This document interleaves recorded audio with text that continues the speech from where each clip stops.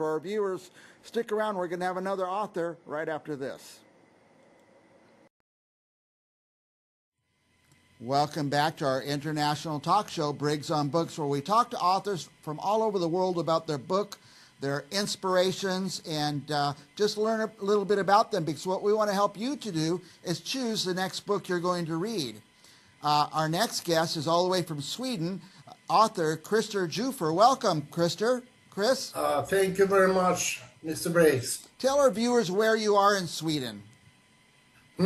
Where are you in Sweden right now? I'm on the west coast, about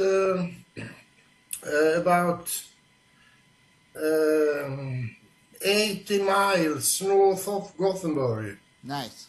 Now, it's maybe almost coming up on 11 a.m. California time. What time is it there? It's 7:30 p.m. 7:30 p.m. Okay, so it's nighttime there. Or in the evening, I should say. We're in the hottest weather ever. We're at over 100 degrees. What's your weather over there?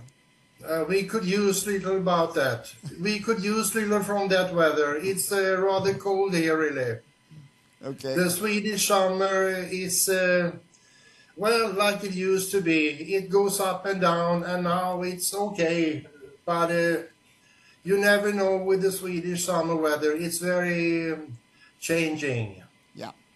I have to tell our viewers that I'm reading the most fascinating book right now, and I'm just having such a good time with it. It's by this author, Christer Jufer, The Involuntary Bus Driver, and it covers a lot. It covers Sweden, royalty, political intrigue, students in California. It covers a lot of the world and a lot of very exciting things. I don't want to give away too much, but tell us about the book, Christer. Yes, I like to think it's some sort of an epic novel. I want to incorporate different things in it. As you said, it's take places in different countries, different people, and I think, well, basically, I could say it's modern version of the old ancient war between Christianity and Islam. But even though violence takes place in the book as well, but I think it's a more sophisticated war this time. It's not only with the weapons in hand, it's with money in hands. And I think, it's an interesting subject. I know that Saudi Arabia, they have a very, very lot of oil money, and maybe they buy the whole world in the end. But I think this book is little too. Well, I don't want to say only to describe that, because the book is so much more. Yeah. But I think it describes a modern version of an old ancient war, and a Swedish normal family gets in the way and gets in trouble because of this. Yeah. And I think it's got a lot of charm, it's got a lot of action, humor. I tried to incorporate the best I could, really. Yeah, it's not easy to short describe a book. Well, I tell you, Chris sent me this book months and months ago, and I've had it on my stack. And so finally the interview is coming up. I thought, I better read some. I was going to read a chapter or something, but I couldn't stop because it's just fascinating. It's a fascinating and exciting book, and anybody who likes to read about things like this, they're going to really love this book. Is there any truth in the book? I mean, it just, at first I thought I was reading a history, but then I realized, no, this is a novel, so some of it is, a story. But are things like this going on in Sweden right now? Well, I think it's this action, what the book describes. I think it takes places in many countries in the world today. And you know, I'm not hostile to different religions. I have the belief that you can believe what you want, or if you don't want to, it's okay too. But I think many politicians in countries, they don't think about the synergy effects. Yes, we can borrow money. Yes, very good. Oh my God, so much money. And yeah, we can sign that. But then things happens, and and it gets out of the hand. Things get out of hand for the politician. They argue with each others, and it's your fault. No, it's your fault. And the sandbox is in full action. So I think this book, maybe, I hope that when you have read this book, I hope you think it was well written. I hope you think it was interesting. Yeah. I hope you learned something. I hope I could entertain all those hours, because it's over 700 pages. Yeah. So, and the reason the ebook version is 718 and yours 671, it's because I got up from 10.5 text size to 11. So that had that effect, that it was some more pages. Yeah. I got my first, for Father's Day this week, I got my first Kindle. And since I'm going to be reading this book for weeks and weeks, I might try to open it on the Kindle with the ebook version, since it's so accessible. One of the things I like the best, Chris, is how you introduce the characters. And it's very clear who is who, and you get their, I know we're going to learn a lot more about the characters as we go into the book, but that was my favorite part, how you introduce the characters, and it drew me in right away. I must read more about these people. So I have not seen a book presented that way before, and I appreciate it very much. I have a link on the screen here, Chris, and I clicked on it right before we came on the air. It's mirou.co.uk. It's on the screen for our viewers to hear. Tell the viewers what they will find there. Yes, they can find information about me. I thought that maybe there are some people, I'm sure here in Scandinavia, but maybe even in the United States and Great Britain, there are many readers. Amazon, okay, it's it eatable, or what is it? But I have tried to help people understand what it's like to shop an ebook from Amazon. So I have done it for, if you connect by a computer and cell phone, the Swedish, the English I have still to do. It's not ready yet, but it will be occasionally. But I think on that website you find information about me, who am I, what I did before I started to write a book, a link to YouTube channel where you can go in and watch videos and learn more about the world around me, I think. Now, your English is very good, by the way. Did you write the book first in Swedish and then make it into English? Yes, of course. It was first written in Swedish. The first original was released 2021 in late June, and it was 10 in size. So you almost have to have the magnifier to see.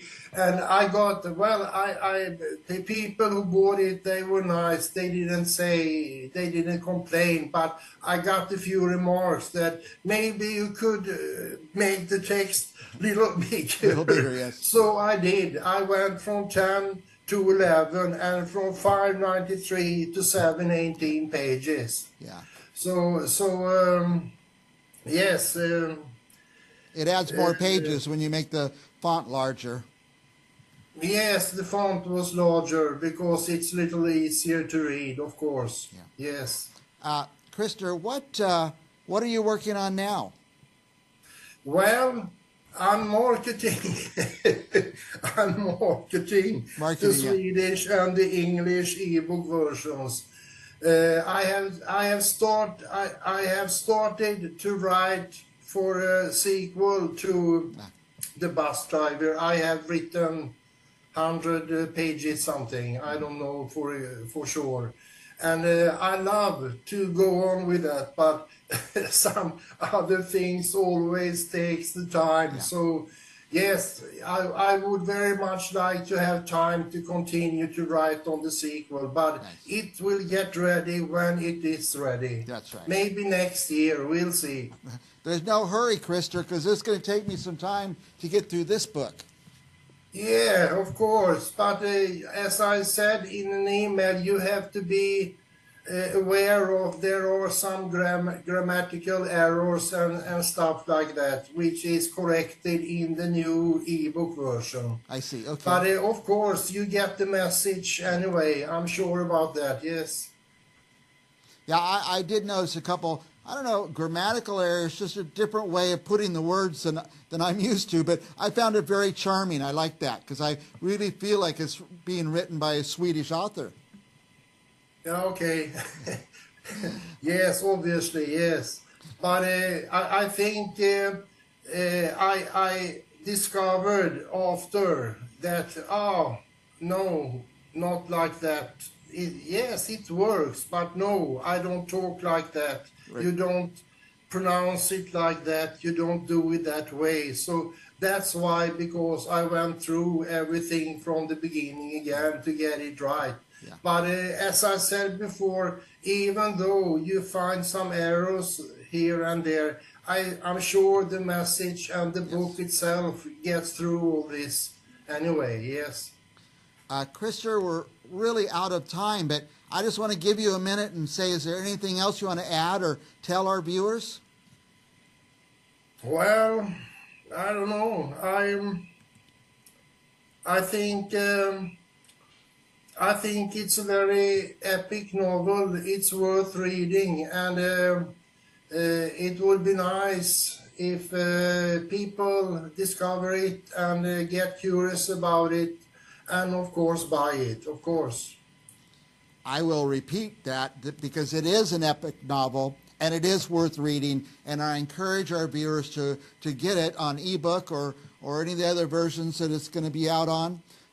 Order it in English or in Swedish, but order it nonetheless. And you know what's fun? I tell our viewers, Krister, I don't like to just order one. I like to order a few copies of books and get other people to be reading at the same time I'm reading. So I encourage our viewers to do that. I'm going to order the ebook, and I'm going to have it sent to a couple of my fellow readers.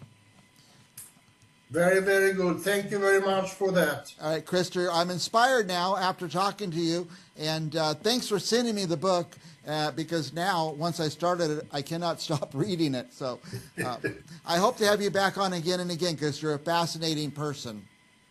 Thank you very much, Mr. Briggs, and I'm happy to be on your show, of course. I look forward to talking to you next time. And for our viewers, we'll be right back with another author right after this.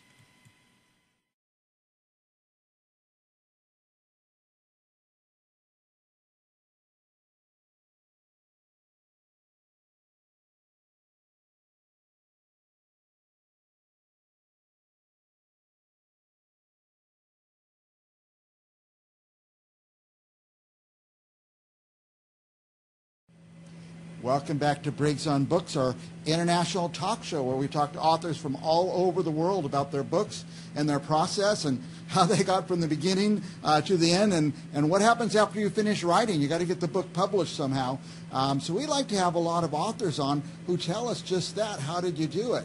And our next guest has done it a couple of times. Tim Scott, a novelist. Welcome, Tim. Hi, how are you, Mike? Excellent. Before we go too far, I'm going to just pop some of your covers up here on the screen. Driving Toward Destiny is one.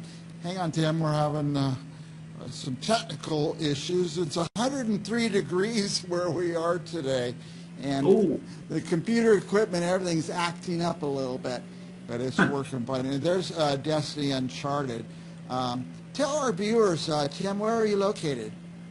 I'm in Jacksonville, Florida, and it isn't too much cooler than it is where you are. Yeah, but it gets humid out there, does it? Yeah, a bit, yeah. People in California have no idea what humidity is until you visit Florida. I am going to ask you about your books, and I want you to tell us some things about them, including some awards they've been considered for. But tell us, let's start with Driving Toward Destiny. It's about a period of time that I love to read about. Tell us about the book and the period and what goes on. Okay, well, 1971, I graduated from college and was subject to the draft. The draft was a major issue for many young men getting out of college at the time, and I didn't know what to do with myself, and I had my parents banging on me to get a job and stuff, and I didn't think that was appropriate given that I could be whisked off to Vietnam and sent back in a body bag. So I rebelled, and I went over to live in Europe, in Berlin, with a friend of mine who happened to be living in a commune at the time, and we spent 4 months there in the early winter, actually, of 1972.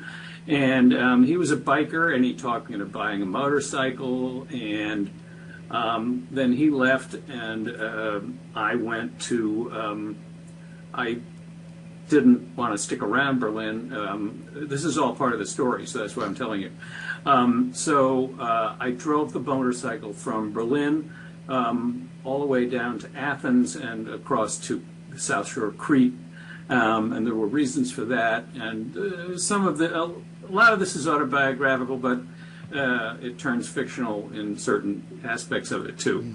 So that's the thrust of the story: a motorcycle trip from Berlin to the South Shore of Crete, and all the people that I met and the adventures and whatnot. And it's pretty cool. I won 3 finalist awards in book contests, for indie book contests, for it in 2023, and. So, it was successful, I guess, from the standpoint I self-published.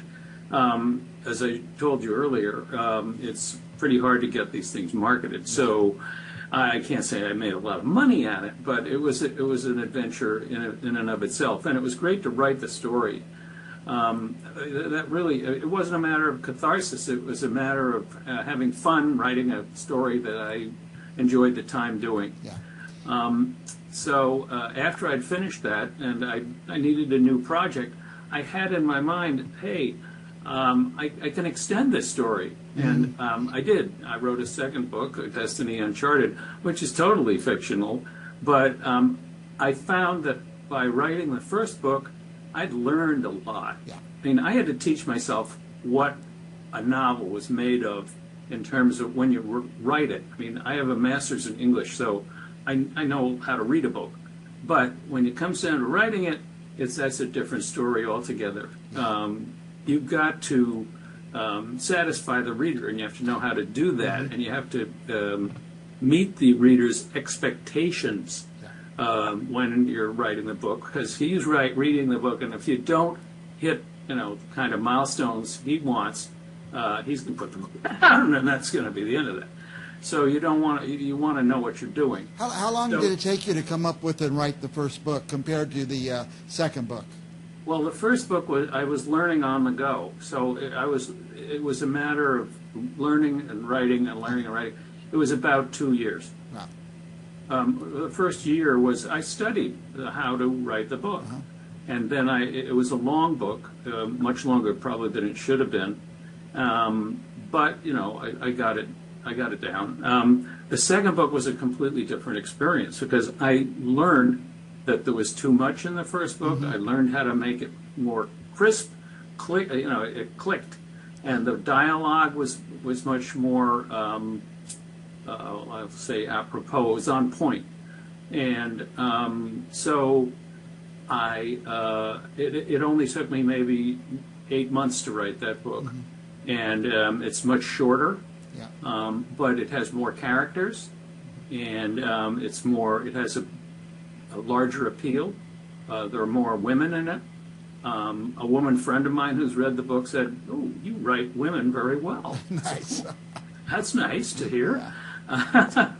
And so, that was a really cool thing. So I'm waiting to hear, like I said, what the results of some of the contests I've applied for on that book are. And I got a 5-star review from Readers' Favorites. Oh, that's great. Which is the largest contest I applied for. I've already got a 5-star review there. So I have hopes.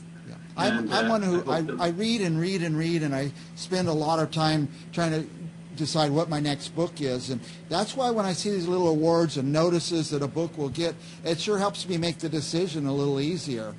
Exactly, yeah. What I'm thinking of doing is, because the first book was too long and it didn't sell. I mean, it was, for reasons, I don't know, it just wasn't, I didn't know how to promote it or anything.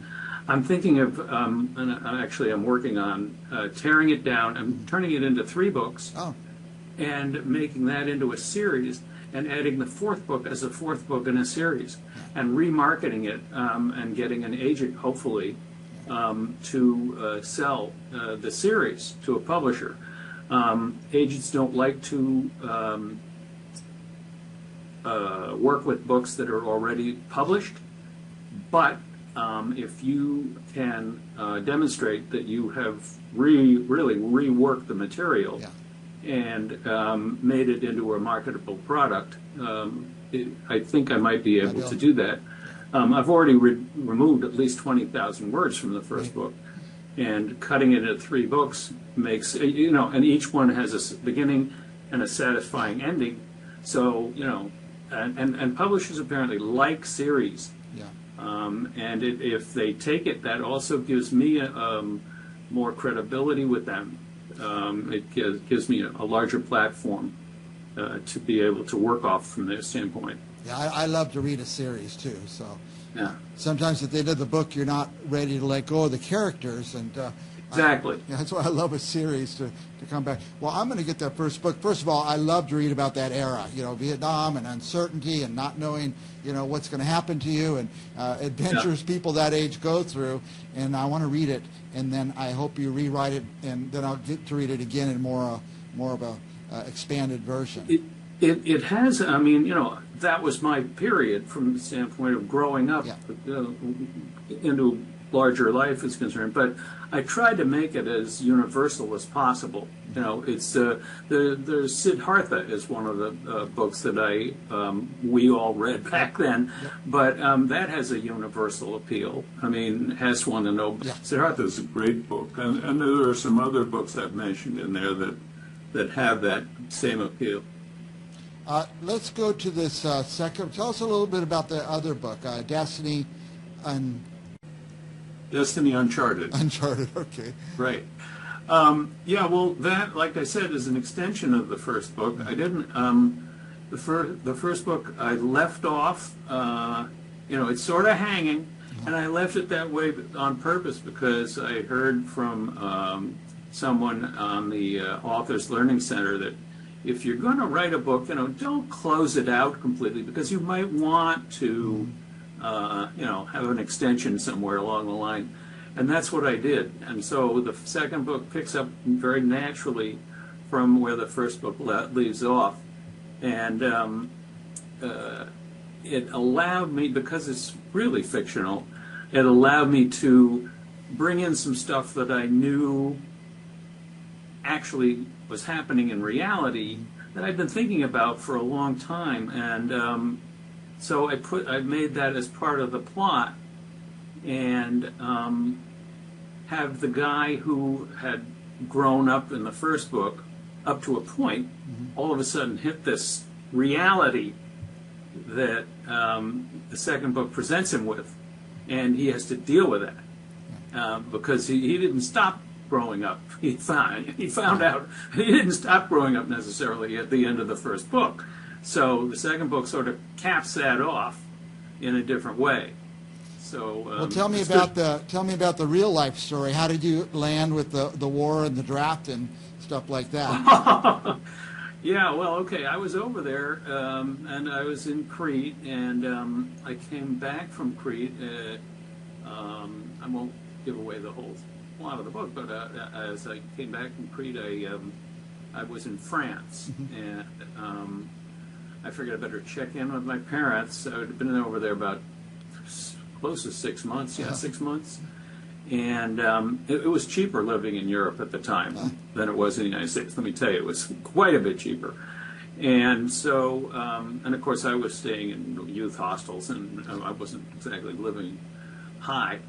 But I called them up from an American Express office, I believe, in Nice or something.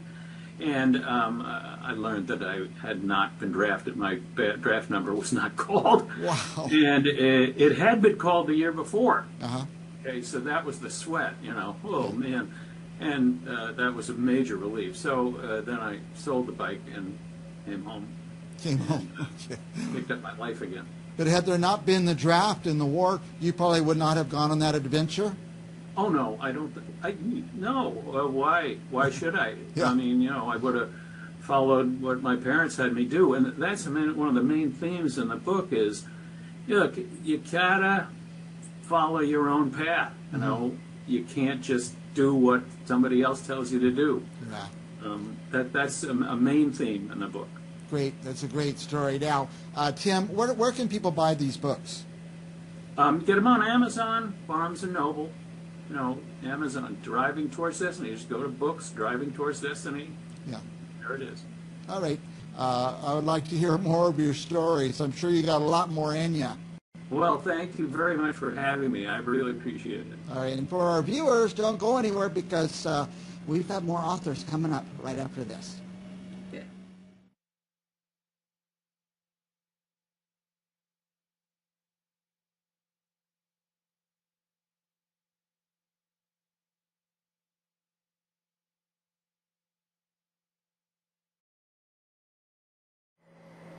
Are you looking for a summer read? You're looking for another book to read this summer? We've got an exciting book for you. Look at it. It's about the Batman, the Bengali Batman. Did you know there's a Bengali Batman? Well, we just happen to have the author of the book here, Raju Mahajan, and he's going to tell us all about it. Welcome, Raju.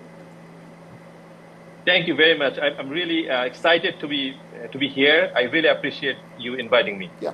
Tell me, where are you located right now?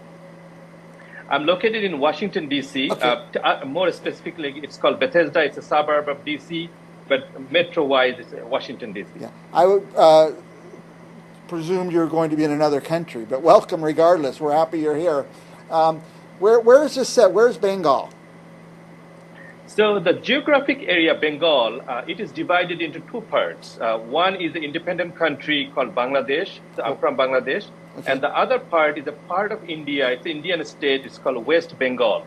Many times I refer this way. It's like East Germany, West Germany kind of situation where very same ethnic identity, dress, food, language, everything is same, but we are divided into two different countries. Now I stumbled over the title. Go ahead and say the title for us. Nilkamal, the Bengali Batman. Now, was there a Bengali Batman? Is that a tradition in Bengal? Well, technically it's not Batman. So let me tell you the story behind the name. So back in 2011, I came to America to study my master's in media studies. And my professor, her name is Robin Browden, she is obsessed with Batman. She loves Batman. And also in general, like a superhero kind of characters. So she was asking me, hey, what do you want to do your master's thesis on? And I'm like, I have no idea. I'll do anything that you ask me to do, kind of situation. And she said, how about a superhero? Do you have a superhero in your home country? And I said, no, we do not have any superhero. And she said, how about other kind of heroes? And I said, let me try to find something. So I tried to find like a lot of like a hero kind of characters, like a movie heroes and like other kind of heroes. And I wrote like a short biography of all the heroes. And among those heroes, she picked up this guy. His name is Neil Kamal. So he is a like a traditional hero. It's like a folklore kind of a story. You know, like nobody wrote this story. Like it passed through generation to generation. It was more of like an oral story. And a guy, his name is Dokina Ranjan Mitra Majumdar. He was a professor of literature. He collected this story from rural Bengal, and he wrote it as a folklore storybook back in, I think, 1800, 1850 kind of time. So Neil Kamal, he is more of a traditional folklore hero rather than a Batman, which is like a cartoon character, like a comic character. Yeah. And would the book explore different cultures and help us get an understanding of both cultures? Yes. So, even though like Neil Kamal's origin, his lifestyle, his fighting, his everything is totally different from America. He has no connection. At the same time, both Batman and Neil Kamal, they share very similar kind of character trait. Both of them fights with their own identity. Both of their connection with the bird, bat technically is a kind of bird kind of thing. So when I studied these two characters, so this book is a comparative cultural study between Batman and Neil Kamal. And when I studied these two characters, I discovered so many similarities. And I'm like, oh my goodness, it's so same, so similar. And my professor, he was like, oh my goodness, I never thought it would go that close. She knew that, it would be some kind of similar because, it's like a hero's journey. But at the same time, it came to so close. Like she and I, we both are like, wow. That's neat. By the way, Raju, I thought I'm not going to be able to pronounce any of this, but it's your name, Raju Mahajan, just like it looks, and Neil Kamal, I was making them too difficult. So I thought it's kind of difficult. Yeah. So who's going to who would like to read this book? Who do you think is going to be interested in this? So, basically it's a thesis, it's a master's thesis, but I tried to write it in an easy way so that anybody who has no interest, even the thesis can be interested. So anybody who loves Batman, I know Batman has a huge fan base. Anybody who wants to learn about different culture, because when I try to describe their superhero characteristics, I try to be as easy as possible so that people can understand. Yeah. So anybody who is interested to learn about Bangladesh, like the Bengali culture, superhero or a hero as a genre and comparative studies, even like a random reader who just wants to know new things. Yeah. I think this is a very good read. It's a very short book, it's around like 60 pages. And as I said, I try to make it so easy so that people can connect with the story. And also, I'm trying to make a documentary based on this book. So hopefully someday very soon. Also, the audiobook is also being recorded. It would be connected to my Amazon account very soon with this book. So I'm pretty sure any audience can connect with this book. I love to learn new things I knew nothing about ever, and it sounds like I will pick up a lot of brand new things because I know almost nothing about the Bengali culture. By the way, besides writing this book, you're also a lawyer.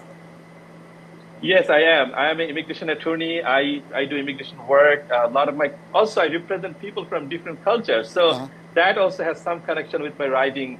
Writing, I'll not say career. I say it's passion. I love to write. I published 3 books before coming to America in Bengali language, my first language. And in America, this is my first English book, total 4th book. Also, I'm going to publish another book very soon. Can I talk about that book in this slide? Oh, please, yeah. Okay, so when I was very young, I played outside with my friends without an instrument. It's just a traditional games. So I collected all those games and I translated into English. I requested somebody to draw drawing, illustration of the games. So I'm publishing that book probably within next 1 or 2 months. The name is Traditional Sports and Games of Bangladesh. Yeah. So that would be another cultural piece. If people like this book, they'll be also interested about my other book. Once I start learning about Bangladesh, I think I will want to read more about the culture and the lives and like that. So, are you here permanently, or are you going to move back to Bangladesh? No, I'm here permanently. I'm a U.S. citizen now, and Nice. my base is Washington, D.C. But I also travel very frequently. Recently, I visited Ghana, Portugal, France, UK. But America is my home now. I'm an American citizen, and I'm here forever. I Very love good. this country. Very good.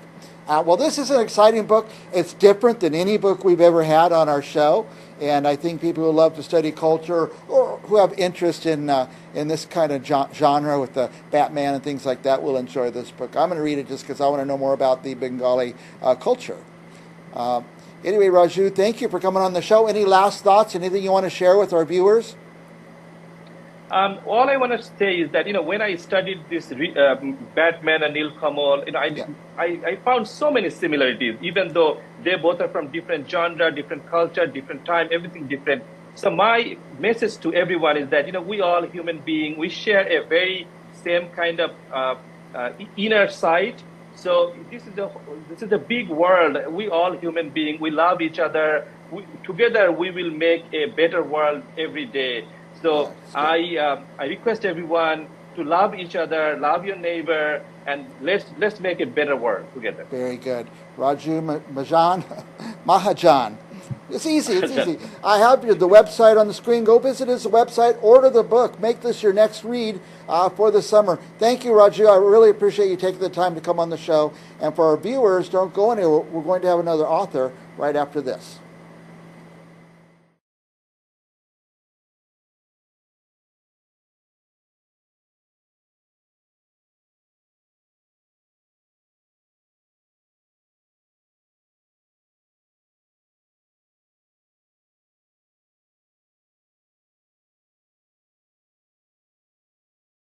Welcome back to Briggs on Books, our truly international talk show where we talk to authors from all over the world about their book, about their process, where they even come up with their ideas. So we talk to publishers, editors, paginators. If you write a book, you got to get a paginator to make it line up right on all the pages. There's all these things that go into creating books. We like to talk to authors, and we also like to talk to people who are in the process of going through this muck, trying to figure it all out. It's one thing to write a book, but to get it written, get it published, get it out there and promoted, there's so many steps. So we like to have a lot of authors on who tell us just that. How did you do it? And also we talk to people who help get authors published. There's so many steps that many aspiring authors don't know about yet, but you're going to find out as you go through this. But there's people who can help you get through the steps of getting your book published. And by the way, we've been doing this since 2008, and our YouTube just passed 1 million views, so we're very excited about that. I just want to say that Briggs on Books, I just think it's terrific. Thank you. All of us who write are looking for the lifelines that can connect us to readers. Yeah. We ourselves can do a certain amount, but we're busy at the keyboard trying to write the books. And so Briggs on Books, you're lively. The authors you have on are so interesting, fiction, nonfiction, sometimes politics. And I would just say, keep this going, mister. Thank you. I'm having so much fun doing it. So.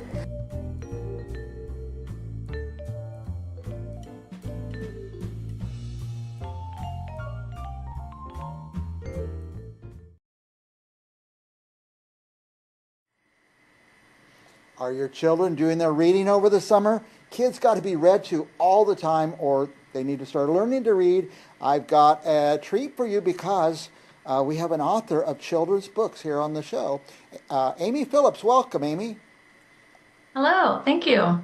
I guess these are children's books. They look like kids' books. Harry the Hairless Cat, for example. Tell us about that book. Well, Harry the Hairless Cat came to be because I have a girlfriend who had recently gotten a Sphinx cat, a hairless cat, and I am a cat lover myself. But when I went over to her house to meet this cat, I wanted nothing to do with it. I didn't want to touch it, go near it.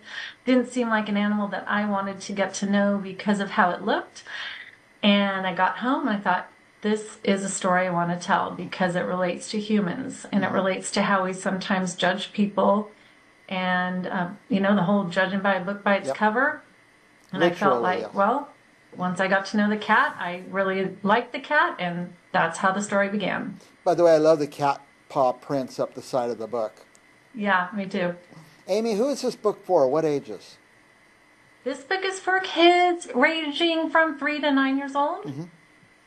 So 9 years old. That's good. That's good. Yeah. By the way, and I'm going to say this up front this time, besides the moms or dads who like to read to their kids, grandmas like to read to their kids too. So when you order this book, send a couple copies over to grandma's house as well. And by the way, I never order just one book because one thing your kids are going to do, ages 3 to 9, they're going to go to 1 million birthday parties. So order 10 copies of this book. And each time they go to a birthday party, wrap it up and send it with your kids. Harry, the hairless cat. The cat's different, and people learn to accept the cat for who he is, I guess, or she. Yeah. Yes. Harry is a boy, yes. Is a boy, okay. But his adventures don't end right there because we also have a book here called Harry's Cleanup Day. Yes. So in the first book, Harry is an indoor cat, and he sneaks outside, and he discovers this whole new world of being outside. And when he's outside, he discovers that the world is not so clean. And so in the second book, Harry's Cleanup Day, he decides with the new friends he's made to help clean up the community. And he learns about recycling and how to take care of, the earth, basically. Nice. And by the way, replacing the cat paw prints up the side of the book are the ecology symbol or the recycle symbol, I guess you would say. And then Harry and Rusty. So then the third book is about Harry and Rusty. And in the second book, Harry befriends Rusty. And Rusty is a very special dog that Harry learns about. They are best friends. But even though they're best friends, he didn't really know this special thing about Rusty until he decides to go on an adventure with him one day where he sneaks into his car with his owner and he discovers that Harry is a very special dog. And I don't know if I should ruin it for people, but I don't know. Should I? Should I tell them what kind of dog Harry is, or is it pretty intuitive? I think maybe. Just like we meet special people, special kids. Yep. So Harry discovers that Rusty is a therapy dog because they go on this adventure to a school and to an airport. Wow. And Harry is just so surprised by this. And it turns out that Harry has some needs of his own, and he discovers that Rusty is a special dog for him, not just as a friend, but he can also use him as his own therapy dog. I don't know about this Harry sneaking out of the house and sneaking in other people's cars and stuff. Yes, But I very guess that's how mischievous. adventures are made. I can't imagine a cat who's lived in the house forever gets outside. It's just this big world. And then into a car where they travel around. It's amazing. So, again, these are ages 3 to 9. Yes. Now A you're good read aloud and a good starter book for independent readers. okay. Now you are an educator. I am. What grades do you teach? Sorry, I started out as an elementary school teacher. I've taught kindergarten, first and second grade, but as I went back to work full time after having my boys, I ended up getting into the high school world, and now I'm actually a high school assistant principal for an online school. Wow, good for you. What a difference between those little kids and these grown-up kids full of angst. Yes. What else do you want us to know about the books, Amy? Oh, just that, they all three of them have a really good message about kindness, acceptance, cleaning up the community, being a good friend, being a good citizen. So I think that it's great for all ages, all kids, all families. And yeah, that's about it. Are they illustrated on the inside? They are illustrated by the same illustrator, Kyoka Fogel, and she does an amazing job with those illustrations. I really have enjoyed working with her. It's just the covers is what I've got to see, and they're amazing. So I'm sure kids will fall in love with these books and probably not even know that they're getting a message or a lesson snuck in there. They might. Who knows? By the way, we have your web address on the screen, amyphillipsauthor.com. What would our viewers find if they went to that web page?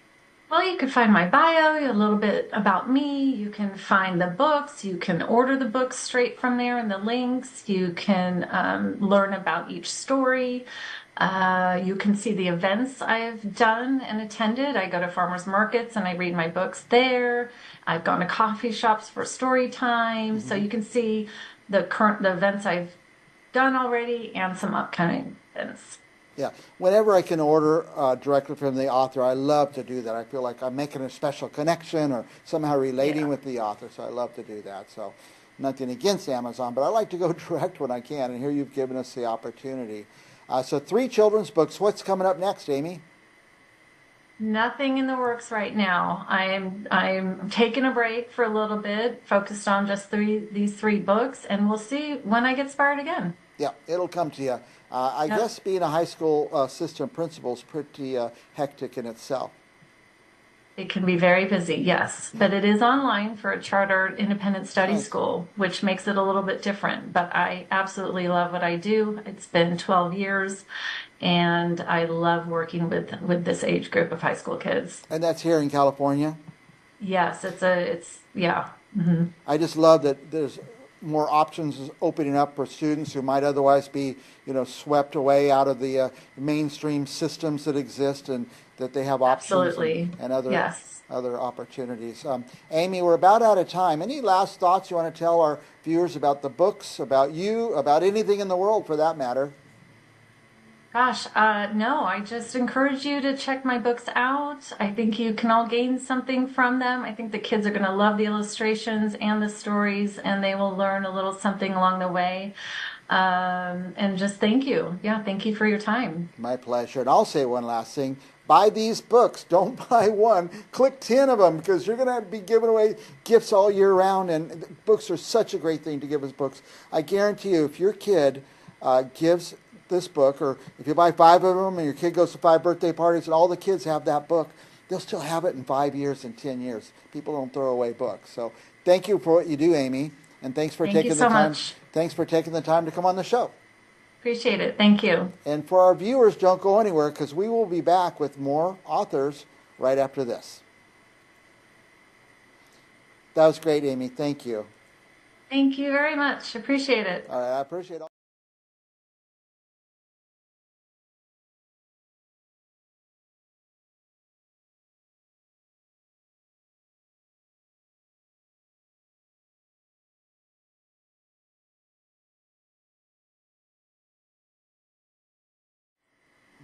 Welcome back to Briggs on Books, our international talk show. What are you going to read next? We're going to help you figure that out, Briggs. We have a fascinating book and a fascinating author coming up right now, all the way. Well, let's find out where she is. Ann Eccles, welcome. Welcome. Thank you. Tell us where you are now and where you usually are. I'm in Atlanta, Georgia now, but I divide my time between Silver Spring, Maryland, and Atlanta. So Silver Spring is where my daughter, son-in-law, and grandchildren live. Yeah. As far as a drive, do you drive or fly? I've done both. It's about an 11-hour drive. Oh, my goodness.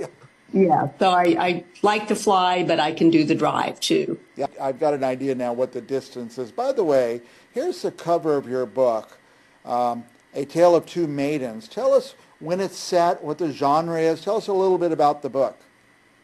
Yes, it's set in France in the late Middle Ages or early Renaissance, 1428, 1429. This is the time of the 100 Years' War, and Joan of Arc has risen to fame at that point. And it's a story that is historical fiction and shows an ordinary young medieval woman, Felice, an apprentice scribe, crossing paths with Joan of Arc. So it's a story, somewhat a coming of age story, and somewhat a look at how an ordinary person would view a very extraordinary young woman at that time. I find this fascinating because I love to research Joan of Arc, and so you're going to put her in the picture, and we're kind of see how people might have interacted with her. That's a fascinating approach. The reason you're on the show is because I read something else about you. Is you spent some time developing or cataloging something Tell us about that. Yes, I think you're referring to our nonfiction books, possibly. Yes, I got interested in the Middle Ages. I've always wanted to be a writer, but a good friend from college and I both wanted to write, and we were both interested in history and literature. So back in the 90s, we wrote two nonfiction books about women in the Middle Ages, because at that time there was very little written about ordinary women. There were books about famous medieval women like Eleanor of Aquitaine. So we wrote, and I'm going to show the audience, we wrote Between Pit and Pedestal, Women in the Middle Ages, and then we wrote an annotated index of medieval women, which is like a reference book that catalogs over 1,000 women from various walks of life, some famous, some obscure. And we really felt that it did fill a niche at the time, and I think it still fills a niche in the research. Well, tell me how you went from that strictly research to writing the current book. Inspired by many of the stories that I read in the research. So when you're researching obscure people, you have to go with little tidbits found in tax books and wills and letters. And I was just fascinated by ordinary life at that time.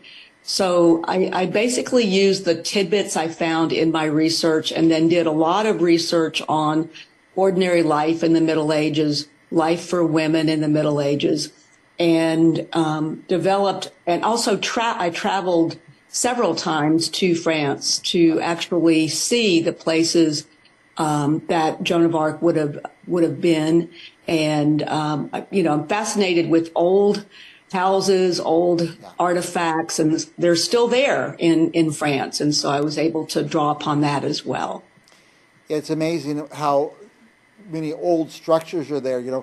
Out here in California, we're amazed by the East Coast, how old the structures are. But jumping over to France, it had to be quite a difference, I would imagine. It certainly is. It certainly is. And it's inspiring to think about people living in a tiny, dark home with just candlelight or the light from a fireplace and, having a very wonderful life. So it's just very, very fun to time travel. Yeah. I know you touched on it a bit, but tell me about the research for this book. You had to do additional research, I would imagine.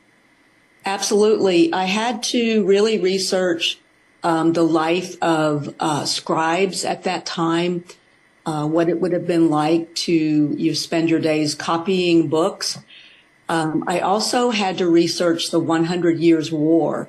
We had done some research for that for our nonfiction books, but I had to really dip into that part of French history and, see a little bit from the two sides. The English and the French were basically fighting for which king would have the control of France. And before Joan of Arc appeared, it really did seem like France was going to be taken over by England. But she was very inspired by her voices of the saints to step in and fight for France to remain under the French king. I also had to do a lot more research on her. I read a lot of primary sources about her trials, people of that time, and what they said about her. So I really had to piece together who she might have been. Were you amazed at the amount of primary source material there was? There was some, but I would say that you have to look at those primary sources with a little bit of just a little bit of healthy skepticism, because they've obviously been translated. Her trial records might have been slanted toward the people who were against her, who wanted her to be taken out of power. So I would like to even do more research on, I think there's some very current books about her that I would really like to dip into as well. Well, I'm fascinated by this. I'm fascinated by your research, and I'm excited to read this story. Even I only read nonfiction, but I'm going to read this because there's a lot of nonfiction in there, I would imagine. Yes, I really had to, you asked about how I made the transition to fiction writing. When I first began this book, it really did sound like a history book. But I was doing historical fiction. So my friends in my writers group really stressed, we don't want you to go on for pages and pages about this cathedral. We want you to get to the story. Yeah. So I really had to, as they say, cut to the chase and deliver the story. So I think I've made that transition. That had to be tough, leaving some of that behind. Yes. Maybe there's another nonfiction book somewhere down the line. You got enough material left for a whole nother book. By the way, where will we find this book? It is available on bookshop.org, Amazon. I prefer to support bookshop.org because they really foster independent bookstores around the country, and I very much want to support independent bookstores. But you can also get it on Amazon. Some of the libraries have it available. I have it. It is being sold in local bookstores in Atlanta, and then I noticed also in Boulder, Colorado. I didn't see any California bookstores, but maybe that will be coming in the future. Is there an audiobook yet? There is not an audiobook yet. I'm strongly considering it. I myself love listening to audiobooks, and I feel like that I could get more of an audience that way as well. If I get a vote, I don't know if I get a vote in this, but I always vote for the author to use their own voice on their own book. So, and you have a great voice, so it would work. It would work. Okay, well maybe I'll consider that. Okay. And I do want to say too, there's a sequel to the book coming out in fall of 2025. Okay. So in that book, the main character is a bit older, and it's going to follow her story. Wow. Another famous woman in the background. Nice. By the way, I have your web address on the screen, anneeccles.wixsite.com/ATOTM. Anyway, it's on the screen. What would our viewers find there? I have some information about the books. I also have discussion questions that can be used for book groups and classrooms. I think it would be a really great addition to educational studies classes so that professors could use it as a companion book when they're teaching issues such as diversity and women's issues, because it has both of those topics strongly in there. It also has a little bit about my background and a little bit about the two nonfiction books. Okay. That we can find that on your website. By the way, we have a theme here on this show we've been developing. That is, when you go to order this book, don't order just one copy. Order 5 copies and be sure to give them out. Whenever I go to a party at someone's house, you have to take a gift. I take a book. This would be I think a lot of people would enjoy this. Also, I've been pushing books with strong women characters, which it sounds like this is. Yes, I definitely feel that the two main characters and some of the secondary characters are strong women characters. And I find in my research that there were, I think, the stereotypes about women at that time period. Sometimes we think those are the truth, but actually there's a lot of real women who did some pretty feisty kind of deeds back in that time period. Yes. So I tried to include as many as I could in this book. Very good. Well, Anne, I could go on for hours with you because you're fascinating, but we're out of time. Any last thoughts, or last thing you want our viewers to know? Well, I think that this book could be a crossover book for adults and for young adults. I think that it could be a real eye-opener for anyone interested in historical fiction as well. Right. So hope you enjoy my book. And history itself. I think we'll get a lot of good, solid history out of that book as well.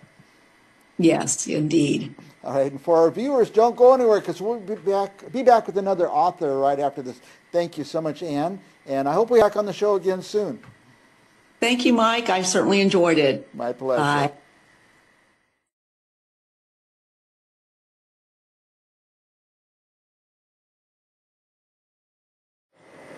Welcome back to Briggs on Books. Are you about to pick the next book you read or the next book to add to your list? You're going to want to check this one out. It's called Pandora's Theorem. Not only do I have the book here, I have the author here who's going to tell us about the book and his inspiration and why and how he wrote it. Welcome to our show, Brian Christopher Murphy, the author of Pandora's Theorem. Welcome, Brian. Hey, Mike, how you doing? Good to see you again. Very good. I was reading up on this book a little. It's pretty exciting. Set in Canada. Are you from Canada? No, I'm actually originally from Indianapolis, but I was in Canada at the time I was writing it, so that's why I made that location, because different locations such as Ryerson University was kind of in my neighborhood, and so I'm familiar with all the different locations. That's why I'm able to write them so well. And a lot of the characters were based off friends of mine, and though the descriptions may have been a bit different, you know, some of the people and some of the personalities were kind of theirs. You know, a lot of authors do that. It's, you know, a certain part of our lives kind of go into the books as well, and you know, the key character is actually that was more a construct that Jameson. That like Michelle Bouvet, that was a close friend, and the cat Muff was his cat, and you know, just I had a lot of fun. It took me 4 years to write. Oh my goodness! It turned out pretty good, I think. Yeah. What is? Did you say whether it was set in a certain city in Canada? Yeah, it's set in Toronto. Toronto. Okay, so people from Toronto will recognize places and things in the book. Right. Now, what got my heart beating, and it always does when you said the Royal Canadian Mounted Police started searching for the suspect. I always thought that's neat that they have that in Canada. Yeah, the RCMP is, that was a bit of a misnomer, because the RCMP is more equivalent to our FBI. So, now they, you know, that being international terrorism, they'd be involved. You know, things like that. There may be a few Canadian-ish things that I didn't quite get right, but I try to get my best friend to help me edit it. He's like, no, I want to wait until it's done. Okay, but once it's done, you can't complain. Okay? Yeah, can't complain when it's finished. What year did you finish writing it? I finished writing in 2002, I think. Maybe later in 2002, and then 2003 was when it actually published, and it was originally published through Author House. And what would you say the genre is? Who's going to want to read this book? Be probably under medical thriller. And maybe get a little into science fiction, but mainly I would say medical thriller. Medical thriller, yeah. But it almost sounded like something that could, you know, believably happen in today's day and age. Oh yeah, I kind of think so, especially seeing that with all the advances in digital technologies and medical technologies, you know, and telomeres. That's been a known science, science of aging and things like that. That's been known for quite a while. Yeah. So I'm not too much into the science fiction realm. By the way, here's the cover, which is a very dramatic cover. I actually designed that myself. I did not use a design department. I just kind of came up with that. I think I don't know what inspired it, but it was just sort of. I think the theory of Pandora's box. You don't know what you're going to get. It's kind of where I drew my inspiration for the cover. You know, madness, mayhem, murder. Yeah. Money, of course. Kind of all the different elements I see as contributing, to those different, kind of the motive for murder, so to speak. Almost a formula for murder. Really, I was just kind of thinking, no, but that just sounds kind of cool. But hey, author, go figure. Now, before I start any interview, I punch up to the Amazon, and it popped right up, very easy to find. Where else can people get the book? If they're still around, like Borders bookstores, Barnes and Noble, Probably Amazon is your best bet. I'm not sure what booksellers.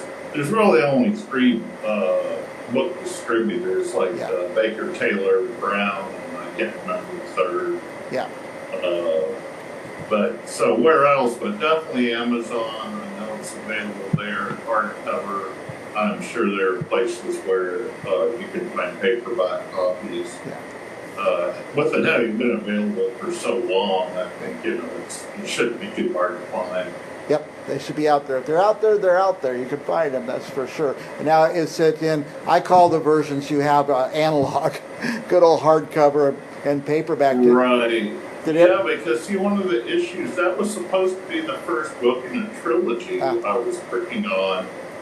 And unfortunately, the manuscript for it is on a 3.5-inch disc. Well, those are now obsolete. So even if I still had that disc, I lost it somewhere along the line. You know, I've moved a few times since I lived in Toronto. I moved back to the U.S. at the end of '04. So somewhere along the line, the original manuscript was lost, and I never got around to writing a second in that trilogy. I figure, well, still got a lot of years left, so I may finally get around to doing that. I have, my kids are grown, but they would not know what a 3.5-inch disc was, so that's interesting. Yeah. So. Yeah, I'm sure we've both seen so many things come and go, the VCR, and remember 8-track tapes? Yep, 8-track tapes. My grandfather had one. I went, ooh, look, an 8-track, just like Sony.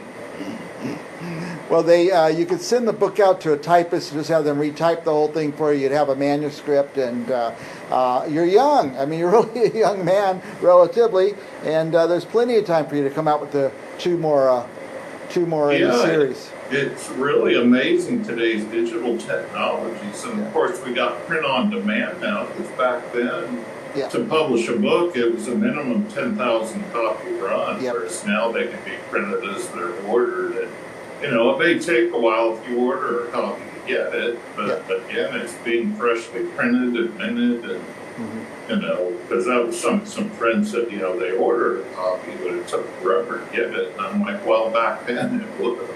Right. That's amazing that the technology has come so far for authors and publishing, and people who never had a chance to be a publisher are now able to write books and get them out there, and that is great. Brian, we're running out of time. I know you have a lot of other irons in the fire, so to speak, so we hope we see more books come out. And I encourage our viewers, go check this one out. I was getting to the point, it's not on Kindle, is that right? It's not on audiobook, it's just on the good old analog hardcover and paperback? Yeah, just hardcover, paperback.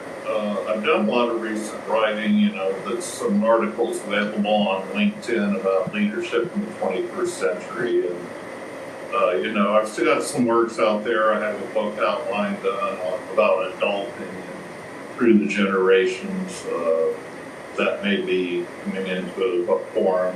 We'll just kind of see, because I do enjoy writing, but I have a lot of creative outlets as well. Yeah, so we may see another book by you in another genre. Who knows? Yeah, and then I have a new show coming out, actually. I have some PAR Real Talk guest spots. That's become a recurring thing. Mm-hmm. And then I have a new show that's going to be coming out. It'll be available on a couple different streaming platforms and available through the channel store on Roku TV, Fire TV, iHeartRadio. So, yeah, things are really kind of taken off and going in different directions. And what will the subject of that show be? Actually, it's going to be about investing, making more money, saving more money, spending your money, spending less, and investing wisely, and, just to get you to the life of your dreams. Very good. Really, pretty much what I've talked about before on our business investing segment. Very good. Our guest is author Brian Christopher Murphy. Go to Amazon or go wherever you want and check out his book. It's a thriller. You call it a thriller, Brian? Yeah, it starts out kind of sleepy, honestly, but for a first book, it was pretty good. But once the killing starts, it gets a lot better. It gets going, gets moving. All right. Thank you, Brian. And for our viewers, stick around because we'll be back with more authors right after this.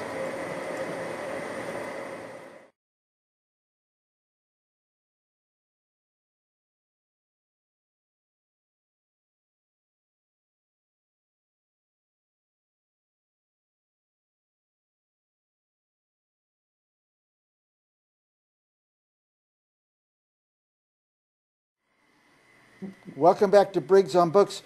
Before you pick your next book you're going to read this summer, this fall, check out this one, The Woman Left Behind.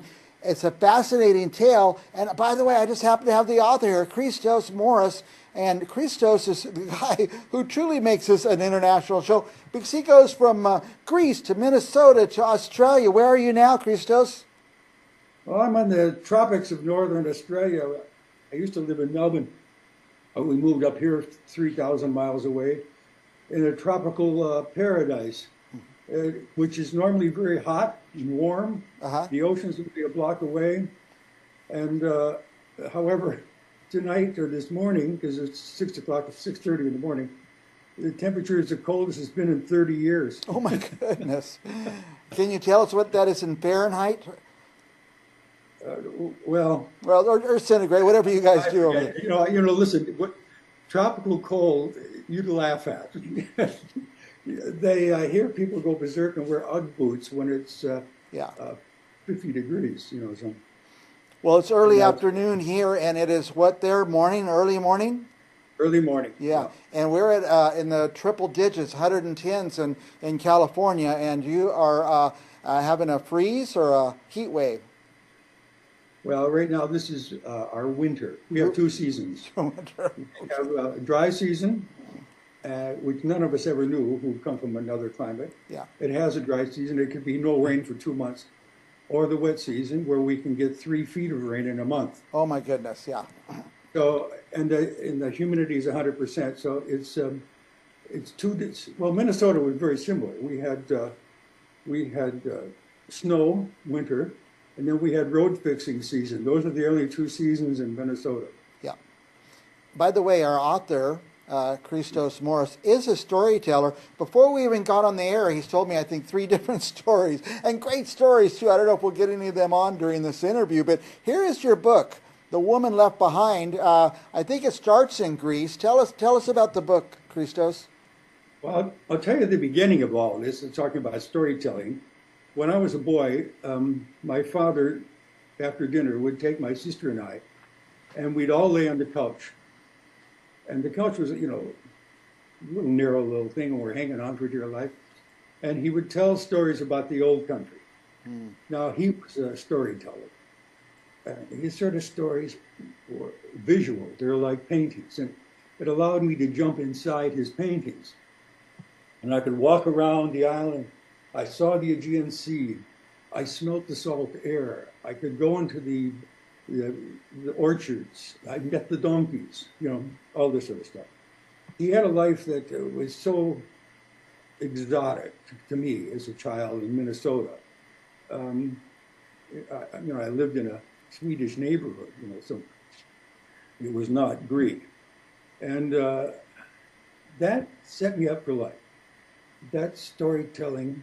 And if I had any advice to any of your listeners, if you want to write a book, if you haven't written one, be very visual.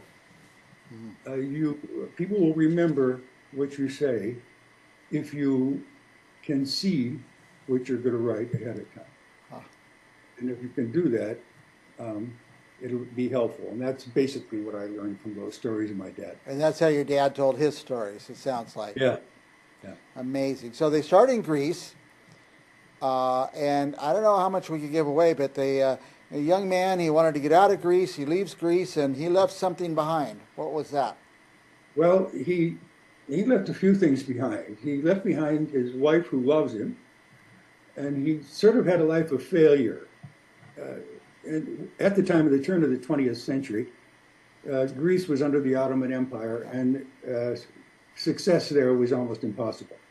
So he wasn't the only one to leave his island. The men were fleeing out of the island and going to every country on earth.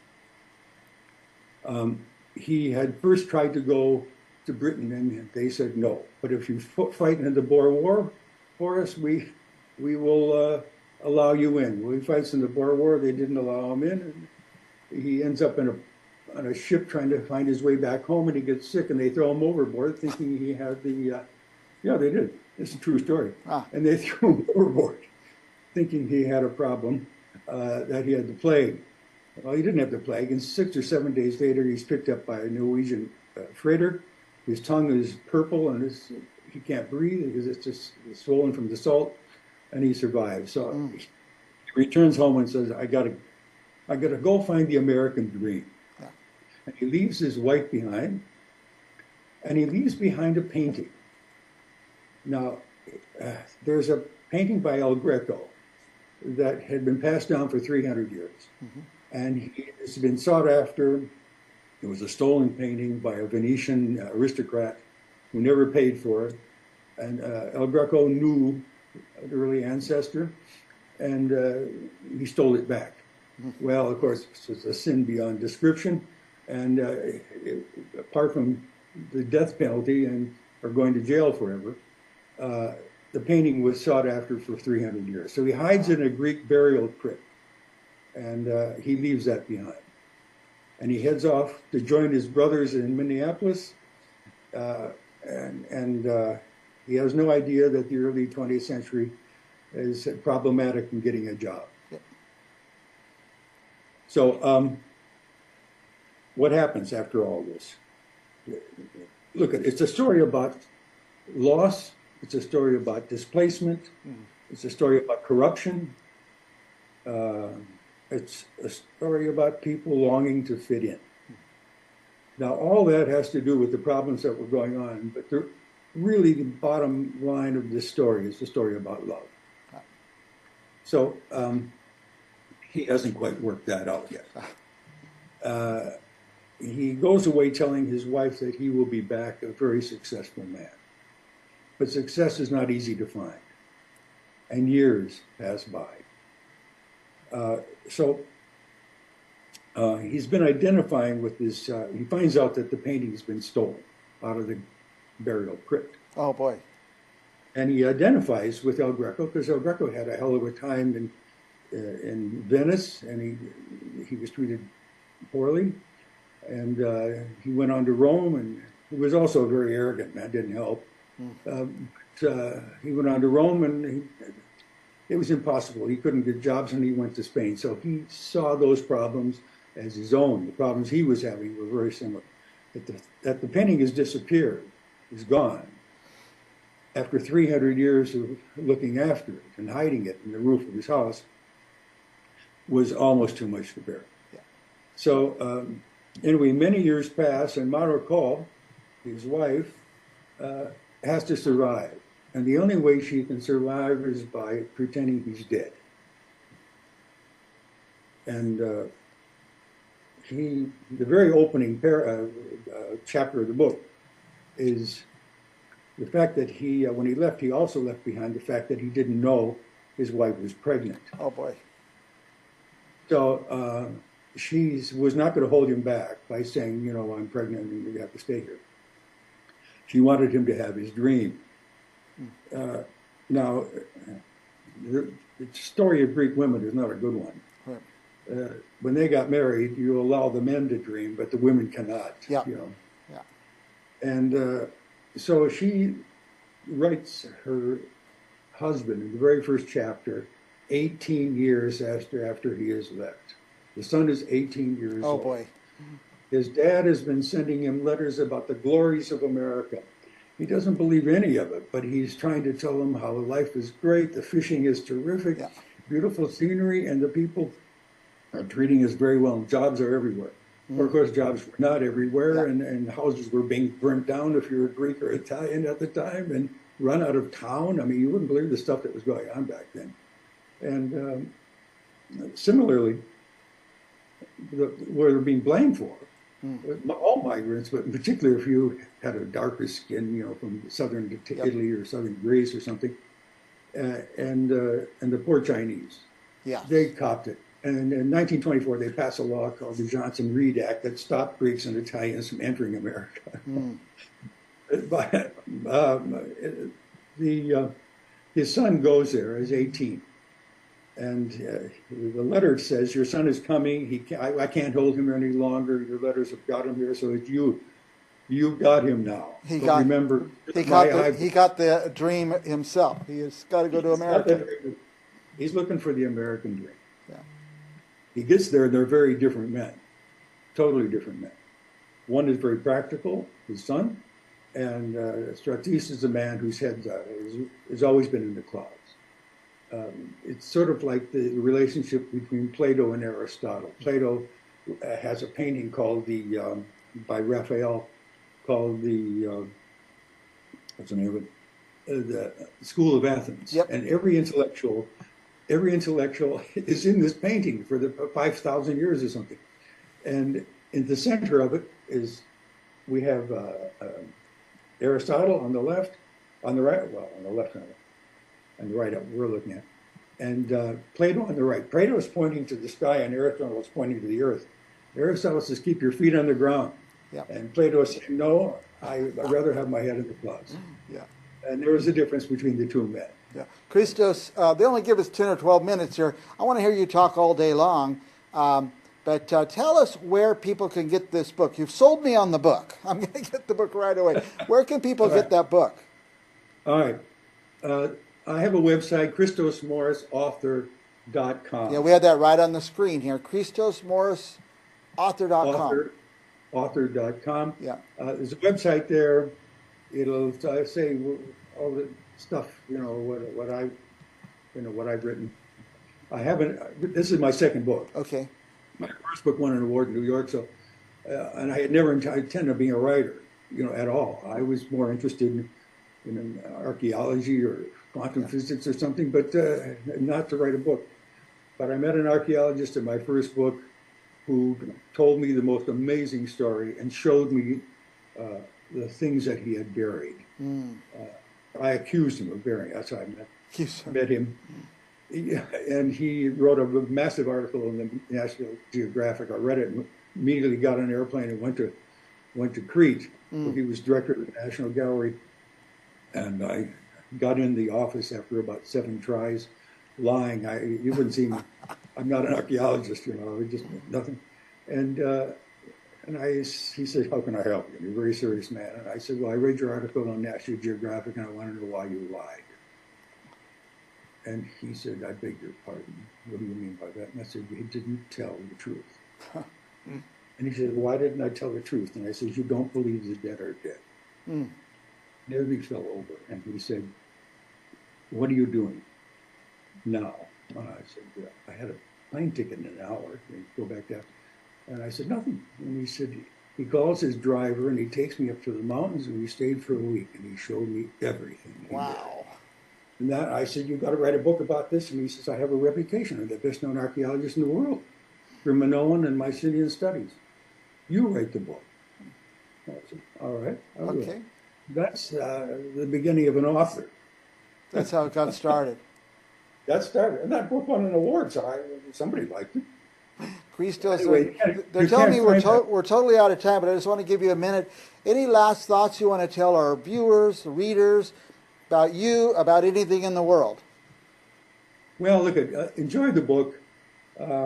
It has a lot of truth in the book, but from the only thing I can tell what your writer and readers is that if you're ever going to write a book, don't write it about yourself. And if you do write it about yourself, this is what you do. You take a telescope and look at the moon. You fly to the moon and sit down in a chair with your computer. And you look back at yourself. When you look at yourself from afar, you'll tell the truth. So that's my only advice I can say, or from a writer to a writer, or starting writer. last thought, Christos, tell me the name of the first book, because I'm going to read that as well. It's called the first. Here, I'll show it to you. Just happen to have a copy there, huh? That's the first book, Digging at the Crossroads of Time. Okay. You're not going to find it because it's out of print. Okay. But you will find it. It keeps on popping up. I've got a friend of mine who's a physicist, and he. In that case, I'll be starting with this book. Here's the cover, The Woman Left Behind. I'm going to order it. I'm going to read it. Then we're going to make Christos come back, and I'm going to ask him a million questions about it because Christos always has another story. Thank you, Christos. Thanks very much, Mike. And thanks for having me. Hope to have you back very soon. And for our viewers, stick around. We'll have another author right after this. Okay.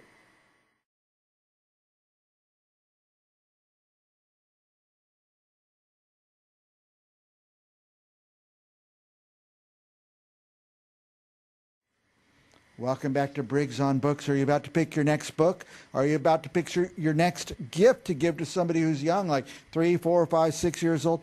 You're going to want to check out these books. I Don't Like Sharing. We're going to talk about this book, but as a surprise, or maybe as expected, I also have the author of the book here, Dawn Caldwell DeWolf. Welcome, Dawn.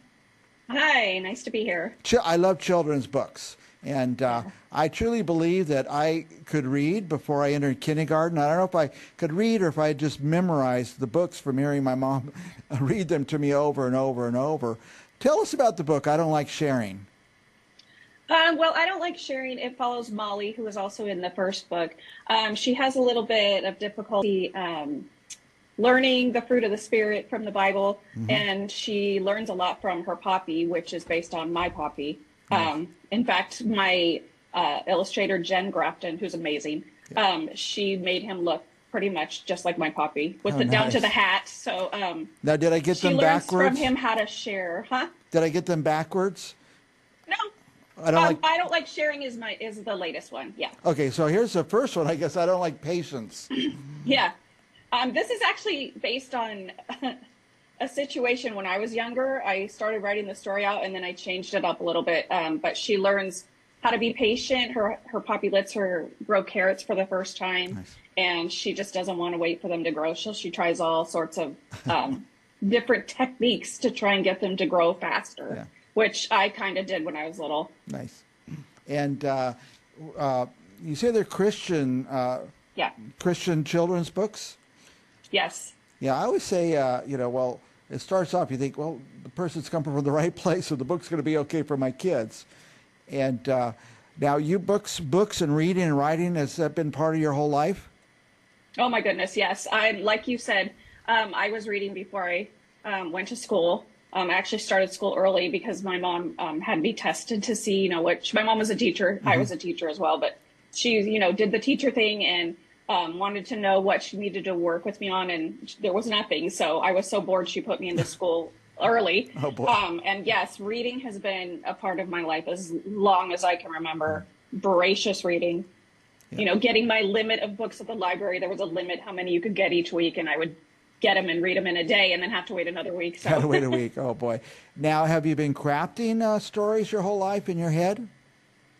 I have. And the funny thing is, we just recently moved my mom up. She's living with us now. And when we were going through her stuff, she had kept things from when I was little. I found a little book that I totally forgot about that I had made when I was probably like 7 or 8, where I had wrote a story about this cat and made the cover and everything. So it was fun to see because I didn't even remember making it. So, yeah. We talked before we came on the air what ages these books are suitable for. Tell us who you wrote them for and who's reading them. Well, I do have 4 young grandchildren so far. Nice. I have 5 daughters, so I'm sure there will be more grandchildren. But I wrote them so that kids, especially as a former teacher, would get to experience learning about Christ, but maybe in a more relatable way, through situations that are really, like believable, something that they might experience themselves, how it's hard to wait, how it's hard to share. So yeah, I wrote them for kids in general, but also with my grandkids in mind. I have 4 of them, ages 4, 3, 2, and a baby. So yeah. I have crazy ways that I buy books. I'm always buying books, of course, but if I went to buy these books, and I am because I have nieces and nephews coming up or about to be born and stuff like that, I don't buy one. I like to buy 5 of them. And by the way, if your kids are 5 years old, 6 years old, they're going to be going to birthday parties every other week. So buy multiple copies of these books, and they make great gifts for the presents for the kids at those parties, and I love to do that. The other thing I do is I buy them and send them to my mom, Grandma, because when the little kids go to Grandma's house, there's their book. It's already there at Grandma's, and she loves to read the kids the books too. So, I have multiple shelves in our bookshelf, the bottom shelves, of course, that are my grandkids' books. So when they come over, they have plenty of books to pick from. And this, I should say that these 2 books are part of a 9-book series, so there will be 9 altogether. Each one covers a different fruit of the Spirit listed in the Bible. Let's see if I can do it. Love, joy, peace, patience, kindness, goodness, gentleness, self-control, and there's one I always forget, faithfulness. Faithfulness. So there will be 9 altogether, That is fun. How thick, how many pages are these books? I have the first one right here. I believe it's 30. Oh, wow. Okay. I believe it's 36, but that's including the cover page, the page with the dedication, etc. So I'd say maybe the actual story, probably maybe 30 of it is the actual story. Mm-hmm. That's wonderful. That's great for kids. They're not going to memorize those 30 pages overnight, so it'll be good. When are the next ones coming out? When will the next one be out? The next one, I believe, is I have it mostly written, is I Don't Like Being Kind, and that should come out in February. In February, that'll be nice. I hope you'll come back and tell us about that one. Oh, absolutely. Tell us about I have your web address on the screen. Tell us what our viewers would find at your website. On my website, I have, of course, both links to both of my books. I have a blog on there that I update semi-regularly. And if they go onto my website, lots of times I'll post things about other books from other authors that I really like, that I really think that are helpful, that my readers would like. It has all the contact information, all the places that you can find me, Instagram, X, Threads, everything. You're out there. We're already running out of time, Dawn, but any last thoughts about your books, about life, about parenting, anything you'd like to tell our viewers? Parenting's tough. My 5 daughters are all adults now. I have 2 sets of twins and one in the middle, and they're all adults. And so it's doable. Keep your kids grounded in Christ, and then help them grow in their faith through any possible way that you can, including reading, getting them involved in church, kids ministries. That's good. What are they, all girls? All girls. 5 daughters. Yes. Good for you. You're truly blessed. I am, or I'm crazy. Or you're crazy. Thank you so much. You've inspired me, Dawn. Thank you. You did this book, and not only have you done the 2, but you know right where you're going to go, the path you're going to take on the remainder. So I appreciate that. I hope you come back each time another book comes out. Absolutely. All right, we'll be back with another author right after this.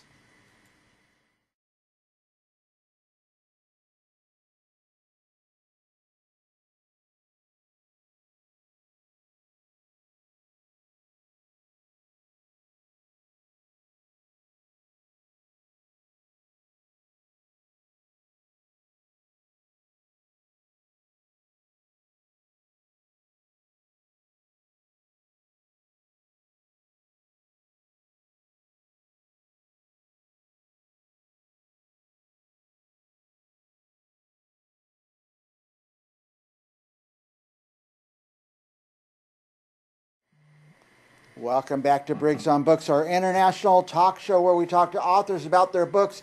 Are you about to pick the next book you read? Stand by, because we have a book for you and an author. The author's here too. Welcome. Let's welcome, first of all, our author, Gabriella Kovac. Tell us where you are, Gabriella. I am on the Sunshine Coast in Australia. I'm going to put the cover of your book up here for a minute, because that's what we're going to talk about. Georgina, Holocaust Memoirs. And tell us, in California right now, it's about 11 a.m. What time is it there? At the moment, it's 20 to 4. in the morning. 20 to 4 in the morning. You got up this early to talk to us. Thank you. Yes, I thought you're worth it. Yeah. So many, I spend a lot of time trying to pick my next book. So the idea of this show is so people can pick their next book. And here is a book that's very fascinating. Tell us a little bit about the book, Gabriella. Well, the book is about my family and my parents, basically about my mother. She was an extraordinary person who believed in herself totally and utterly. And basically that's one of the reasons I wrote the book, was some of the things I couldn't get grips with. And the way I could figure it out was by writing it down. That was the only solution I had to it, and I'm getting to understand her more and more. Her father, and this is very important, I think, and that's why I think it's very important that people know, that her dad brought her up in such an unusual way that she didn't believe in any stops in life.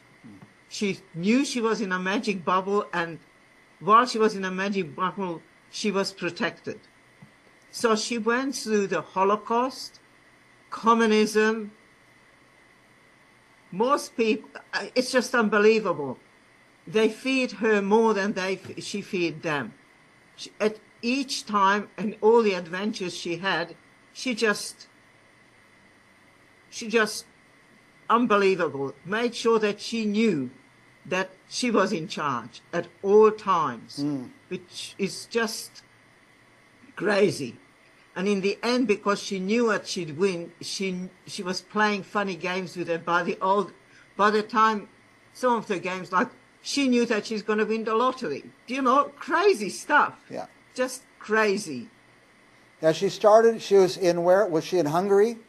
Yes, she was in Hungary right through the Holocaust. Okay.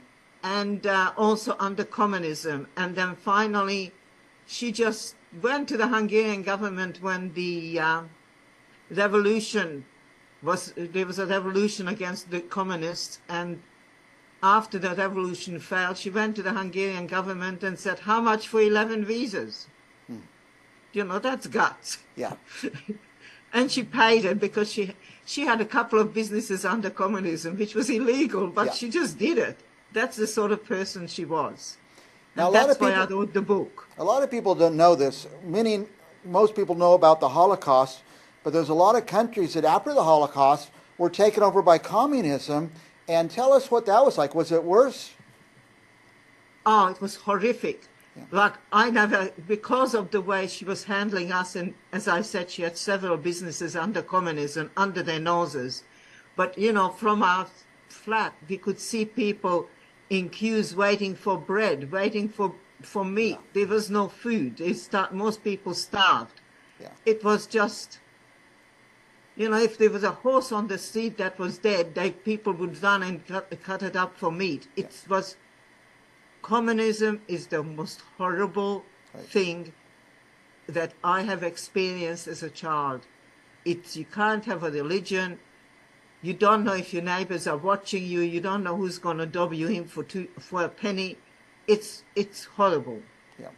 Now, I understand that, of course, in certain countries like Germany, Germans killed a lot of their citizens, but I understand under the communists, they killed a lot of their citizens as well. I think they killed more under Stalin. I think there were more people being murdered by Stalin than under the Holocaust under Hitler. Yeah. We were talking before how I love to read about history, so I recommend for our history buffs out there like me, you may get a whole nother perspective of what went on during the Holocaust and after the Holocaust that we don't get to read a lot about. I'm glad you did this book, Gabriella. Yeah, but you can. I have put quite a lot of real details in the book about what was happening and how she overcame them. And that's why I said to you before, if anybody would like to contact me on my email, I'm more than happy to send them, because I just did the audio book, so they gave me a couple of freebies, and I'm quite happy to share. Now, did you do the voice yourself on the audiobook? Yes, I was a bit scared because of my accent, but yes, I did do it. I felt that it was necessary. Yeah, you have a great speaking voice, but I was going to say it does not have much of an Australian twang to it. Really? Are you Well, more? I don't know. You have a Hungarian accent. Is that what we're hearing? Yes, you can hear my Hungarian accent. But not much Australian at all, I don't think.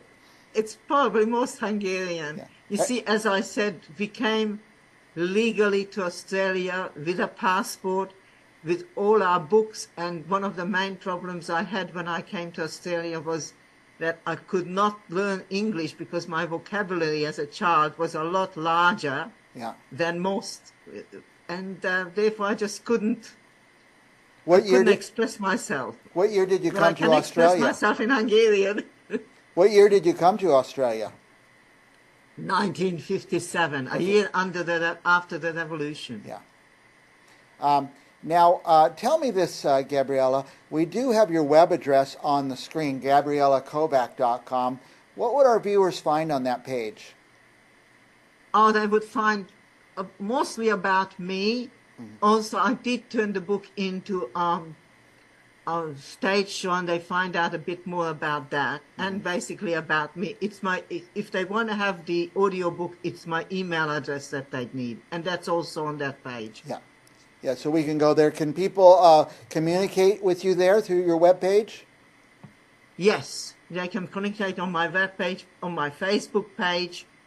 I'm quite well known in Australia, and also I've sold I don't know how many thousand books on Amazon. It is a bestseller. Okay. So I think we got over 500 5-stars on it. Oh, that's excellent. Now, what will people take away from this book? Is it going to be incredibly sad? Is it going to be inspirational? Mostly inspirational, and give you an idea that you can, no matter what you do, if you have the intention to do it, you will succeed. That's basically the message of the book. Yeah. And it's inspirational. There's not much sadness about it at all. It's mostly, this happened, so this is what she did. This is how she solved that problem. Well, I love books with strong women in them, and it sounds like Georgina was very strong and overcame. You kind of say she did what she needed to do, and she knew what she needed to do. She wanted to get, what was the main thing she said during the revolution, when she wanted to get out of the flat, and my dad said, not now, wait until it's all finished. Yeah. And she said, yes, when it's finished, I want to go somewhere where they don't kill each other every 10 years, and it's warm. She wanted to be warm. It's warm. Gabriella, we're way out of time. I could talk to you all day. I can tell our viewers, this is my next book. I've decided. I'm always trying to decide what to read next, but I think this is going to be a very important book in my learning and education of what happened in that part of the world during that period. Gabriella, any last thoughts you'd like to share with our viewers? No, I just wish you all the best, and I do hope that you get something and take away something from this book. It's a very small book.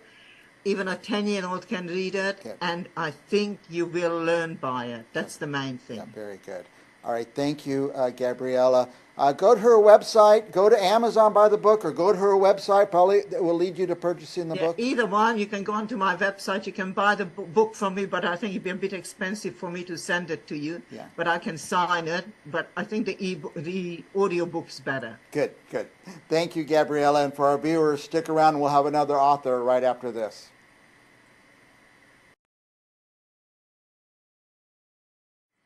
Welcome back to Briggs on Books, our international talk show where we talk to authors all over the world. Are you looking for your next book to read? I've got the book for you. This is so exciting, kind of a dystopian science fiction, I guess we would call it. Our guest is Graham Pryor, all the way from Scotland. Welcome, Graham. Hi there, Frank. By the way, here's the cover of the book for our viewers, Cerberus. Cerberus. Tell us a little bit about that book. Well, Cerberus came to mind when I was listening to some plans for colonizing other planets, and I thought, hell, that's not something we really want to do, is it? Because we'll go and ruin them. And that's where the idea blossomed. And the book is about a whole host of aliens who come to Earth to unmake humans, that is, to get rid of them, because they think they can if they get into space, they will destroy wherever they go. But getting rid of the humans, they realize there's a big void in the ecological structure, so they've got to have something to fill that space. And they hit on the canines, dogs, not just dogs, wolves, all the related species. And they give the dogs a higher consciousness and the ability to speak. And the book is really about the dogs having to come to terms with these new gifts, because it's quite a shock to them, of course. And there's a lot of humour in it as they try out various ideas and philosophies. The other part of the story is that there's a large dog that they set free, a dog called Garth. He's in a laboratory and has been experimented on. And they set him free, and he's got an ability to communicate with the aliens. And throughout the book, he's struggling to find out whether he is actually gifted this new power to do things with it, or whether he's being used by the aliens to do their will. And that all comes to a head at the very end. Wow. Dystopian, science fiction, you got aliens and dogs running the planet. Now, by the way, and here's the cover again, Cerberus. What book, this is your newest book. When did this come out? That was out in January. In January. And what was the book? You have a whole bunch of books out there, by the way. Which was the one right before this?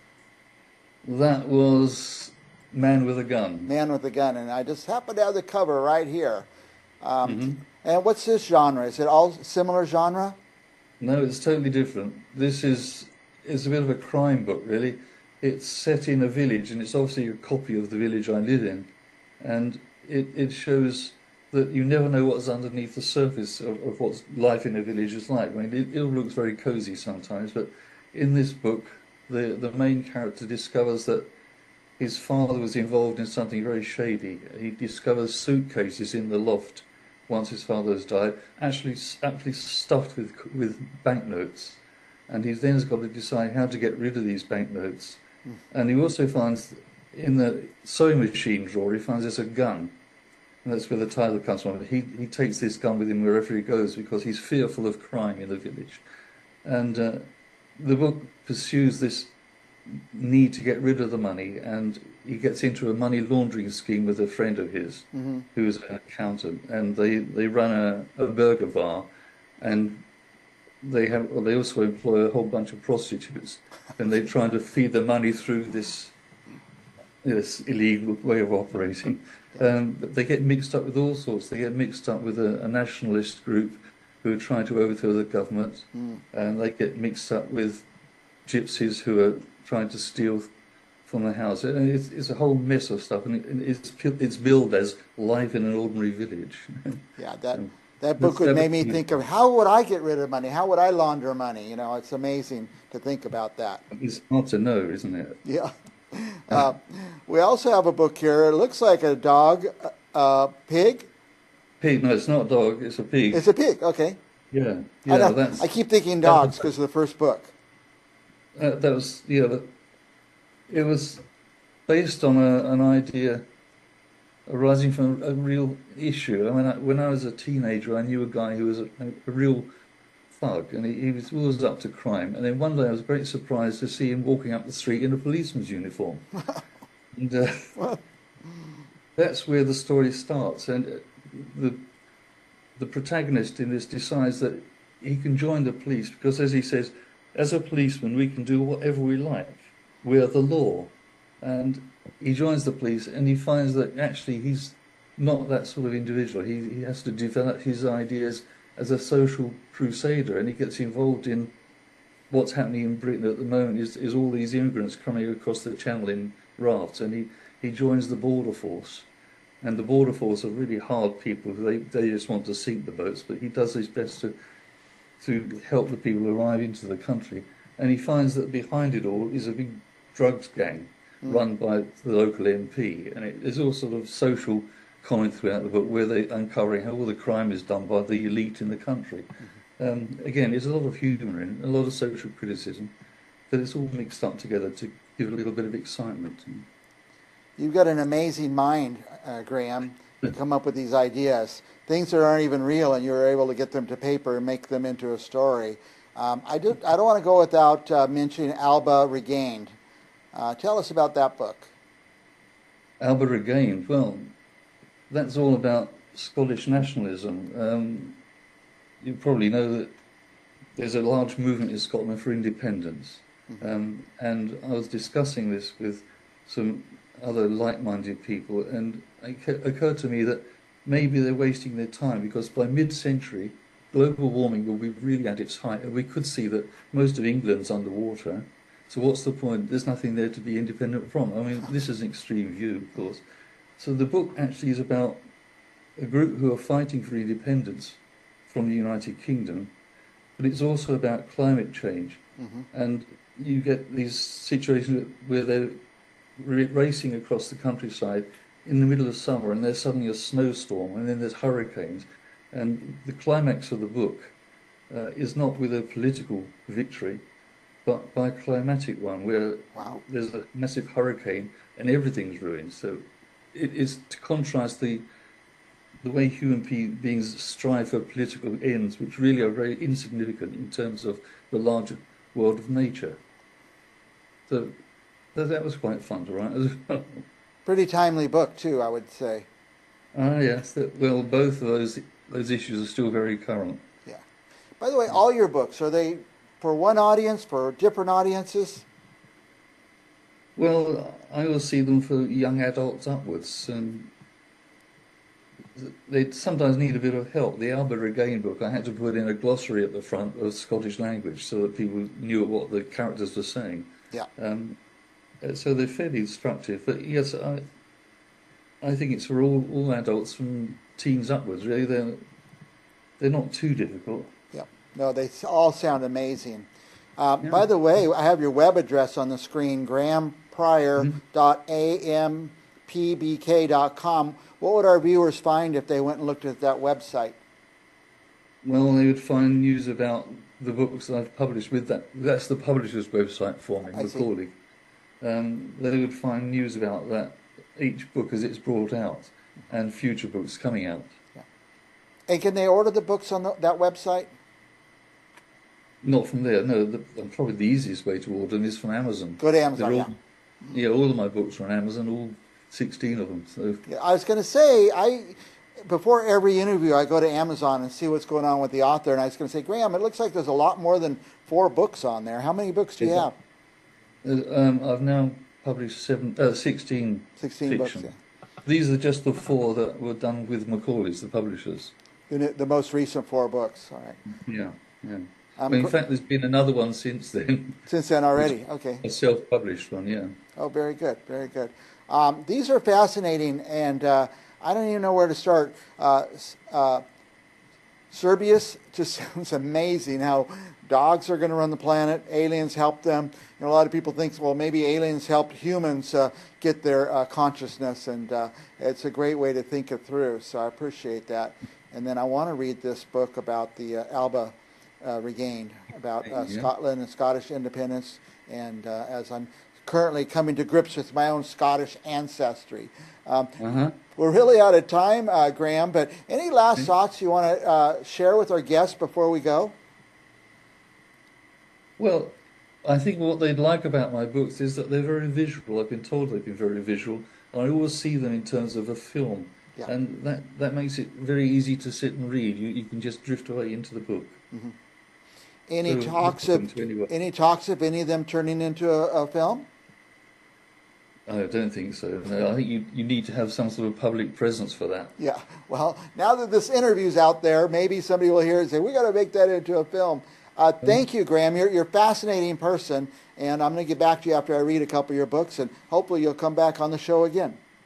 Okay. Thank you very much, Mike. And for our viewers, here's his latest book, but go order it. Don't order one, by the way. When you're clicking order 5 of them. Give them out to your friends and get everybody reading the same book at the same time.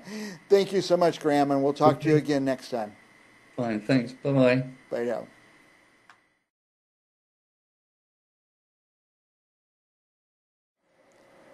if you're about to pick the next book you're going to read, you're going to want to hear this. Here's the book, Woman in the Wind, and I've got the author here. You're watching Briggs on Books, our truly international talk show on books and authors. And welcome, Greg Stout.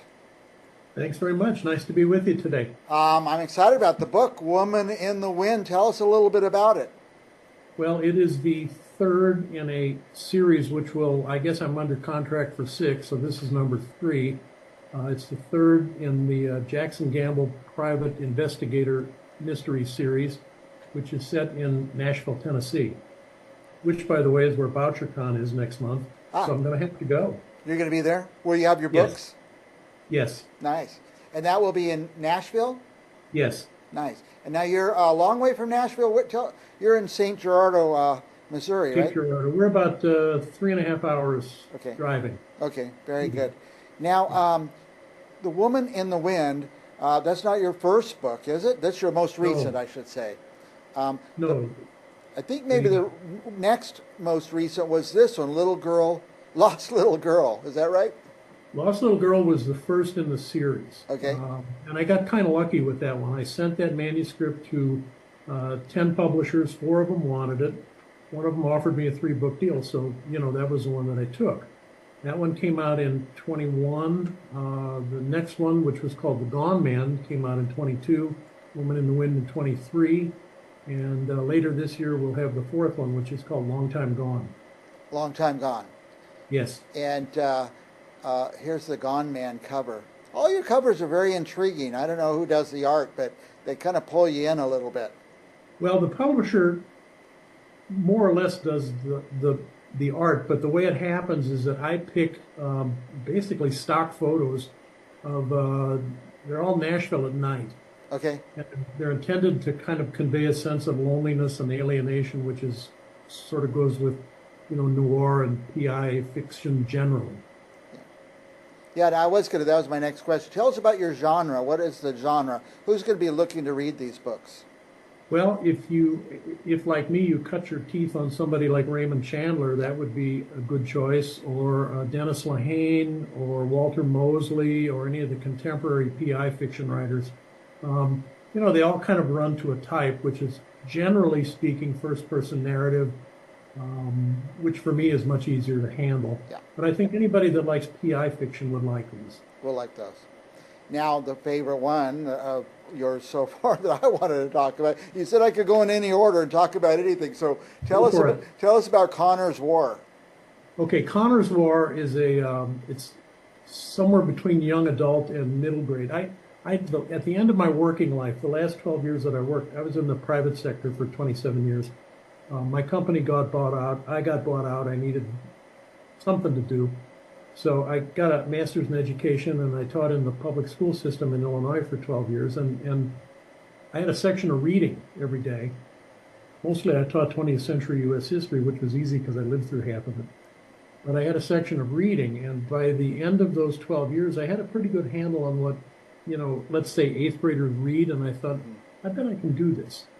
And so I wrote a book called Gideon's Ghost, and it sat for a while, and eventually a publisher picked it up. And then I decided, well, let's try another one.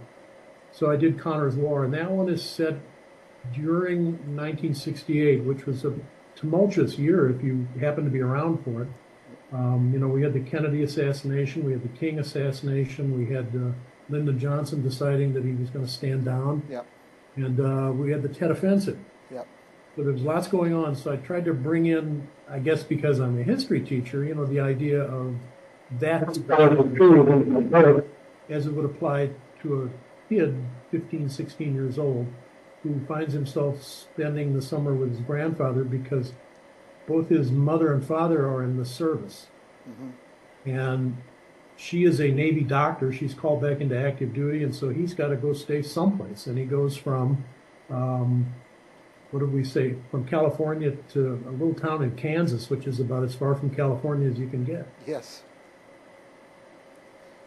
It's amazing that that was such a tremendous year, really stamped in a lot of our minds. So I guess you kind of cover the history through this book? Well, I touch on the war, I touch on the assassinations, and and just, you know, mostly the disruption, I think, and having not come from a military family, I was guessing at this a little bit, but the disruption that military families would have faced during that period, because it was a lot of uncertainty. You know, people were getting killed in big numbers. And I think, without spoiling it, we could say maybe his father gets shot down. He does. He does. And they don't exactly know if he's a POW, if he was KIA, if he's MIA. They don't exactly know what. But it's not all history and seriousness. That's a boy meet girl book as well, I would guess. I'm a sucker for a love story. And you're trying to appeal to the young adult audience. So, yeah, I'm reading that one first. Sorry, Greg. I know that wasn't your top push today, which I want to get back to. Woman in the Wind. When did this come out? It came out last October. Okay. And your most recent. And where can people find it? And tell me about this new question everybody makes me ask. What formats is it in? Well, it's available as an ebook. The YA books are available as ebooks, as print books, and as audiobooks. That publisher does audiobooks. My other publisher, they're working their way into audiobooks, but they're doing it slowly. So it's available. You know, you can order it online at Amazon, Barnes & Noble. My Barnes & Noble here carries it. Okay. It's probably a long way to drive for a lot of your listeners to come to southeast Missouri. Yeah. Now, Women in the Wind, is that an audiobook? It is not. Okay. So you get it in paperback or what do you call it? Ebook. That's the same as Kindle, I guess. Yeah, Kindle. Yeah. My kids just sent me a Kindle machine, so I guess I'm going to learn how to use that.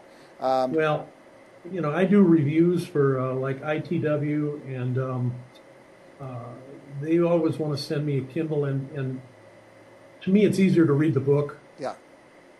Yeah. Oh, yeah. But as my age advances, it's harder and harder for me to see the text in those books. So I'm hoping the Kindle device helps me see better. So. Yeah, to me, for whatever reason, reading on the screen, maybe because I didn't grow up that way. Yeah. And because I don't have a smartphone yet.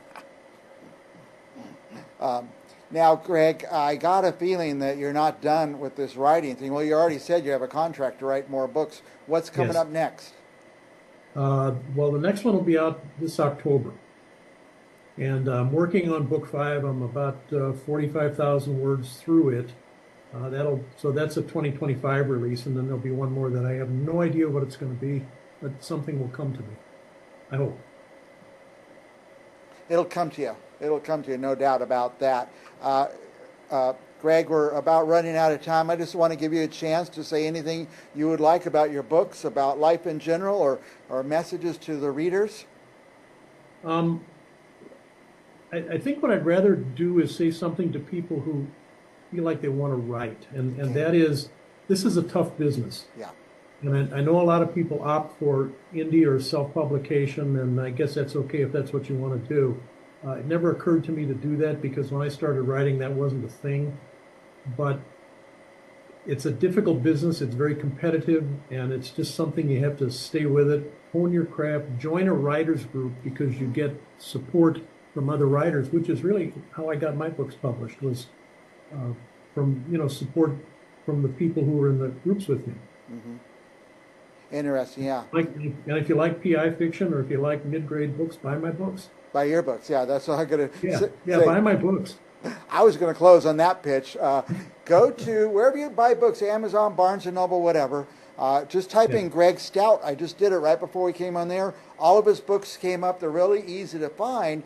But my advice is don't go and click one time to buy a book. Click 5 times. I like to buy 5 copies of every book I read, and I make everybody else read them at the same time. So appreciate it. Yeah, and I have to always happen to go to somebody's party at their house, and you want to take a host gift, take a book. Take a book by Greg Stout. Thank you so much, Greg.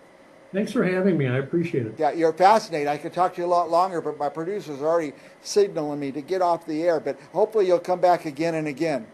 I will. All right. For our viewers, stick around because we'll be back with more authors right after this.